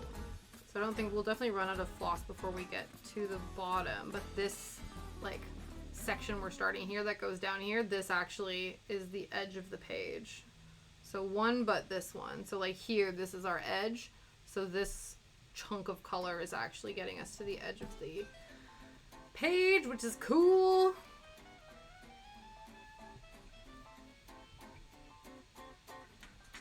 Yeah, we won't end up finishing it, but we can probably, we'll finish this thread maybe, and then we'll be calling it for the day. And we'll be back on Thursday. I think I kind of just want to work on this all week. Sometimes we do different crafts, so like I have needle felting I'm doing and like watercolor stuff I'm doing, but those I haven't started any new ones. So I don't feel obligated to like continue working on anything right now. So I'm kind of just enjoying this, and maybe we work on this for the rest of the week. Just to see if we can finish this page. Maybe if we work on this every single day, every single stream, we can maybe finish this page. That would be really nice. That would be amazing, actually. But we'll see. We're not holding our breath, but that'll be good. So yeah, maybe we just cross stitch all week. Let's just keep it nice and chill, nice and simple. Structured creativity, if you will. Don't have to think about like color palettes and designs and whatever, because the colors are predetermined and the design is a grid structure. Sometimes we need it. And then tonight probably, or tomorrow, I'm gonna continue fighting with those stupid keychains to try to get my last few pictures in. Oh. Hello, Shadow. Look who decided to come and say hello. Hi, baby. How you doing? Yeah, how you doing? Did you have a nice nap? Yeah? He's like, I'm gonna go nap somewhere more comfortable.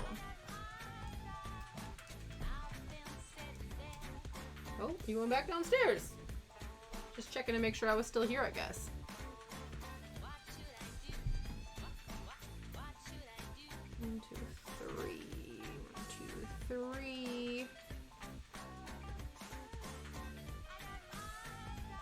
that shadow.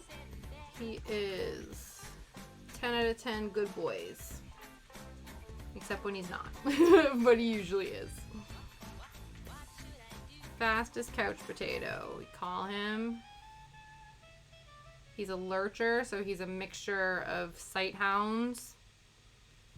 Most specifically, he's mostly greyhound with a bit of Saluki and Whippet. All the long, fast boys.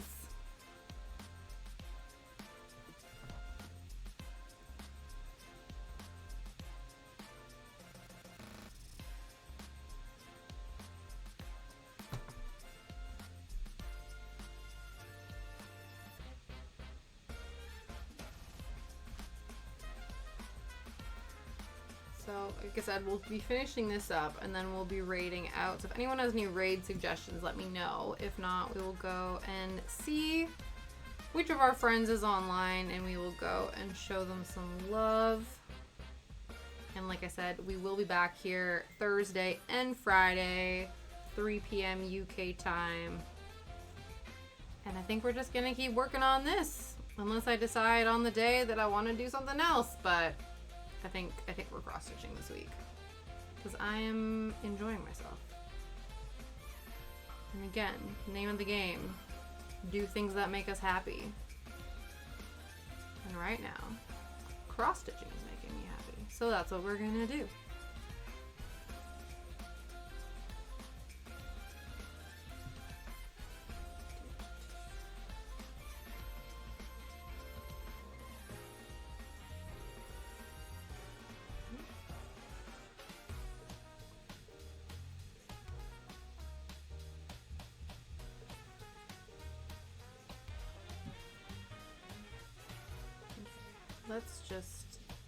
Let's get down to the end of the page just to say we've made it with these last few stitches. And then we'll go find a friend.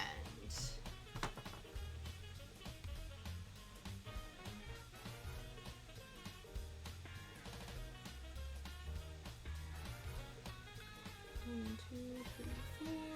1, 2, 3, 4.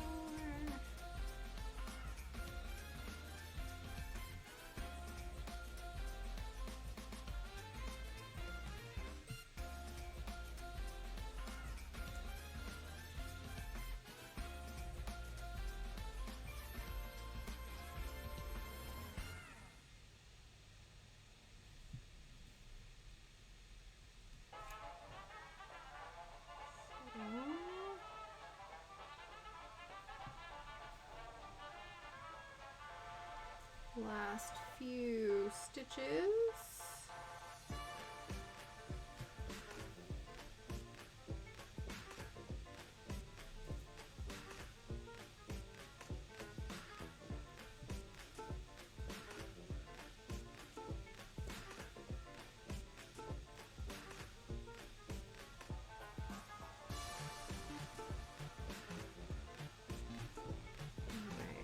This is the edge of the current page we are working on.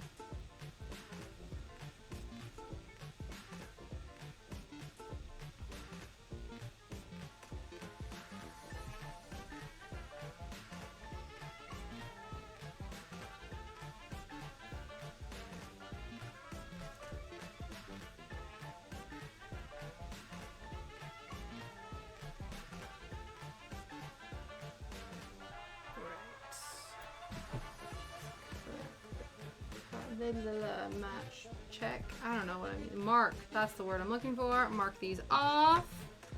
Perfect. Okay. Progress has been made. To be fair, it's not bad because I feel like we filled in this entire section here, which is really good. Actually, let's consult. Let's see. In the 3 hours we worked, we did 160 stitches. That's not bad. Not bad at all. Apparently we're 51.6% completed this project, which, hey man, I'll take it. I will take it. This is one of the larger projects I've done. So this is definitely a labor of love. It's not much, but it's honest work. Exactly, Phalanx. It is. Any progress is good progress. Slow and steady wins the race. We got this. All good, all good. All right, let's go find a friend to raid. Oh, let's see what Libby or Artemis is up to. Libby's doing some stained glass. Artemis is... Let's load up here. Twitch. Ranch building in The Sims.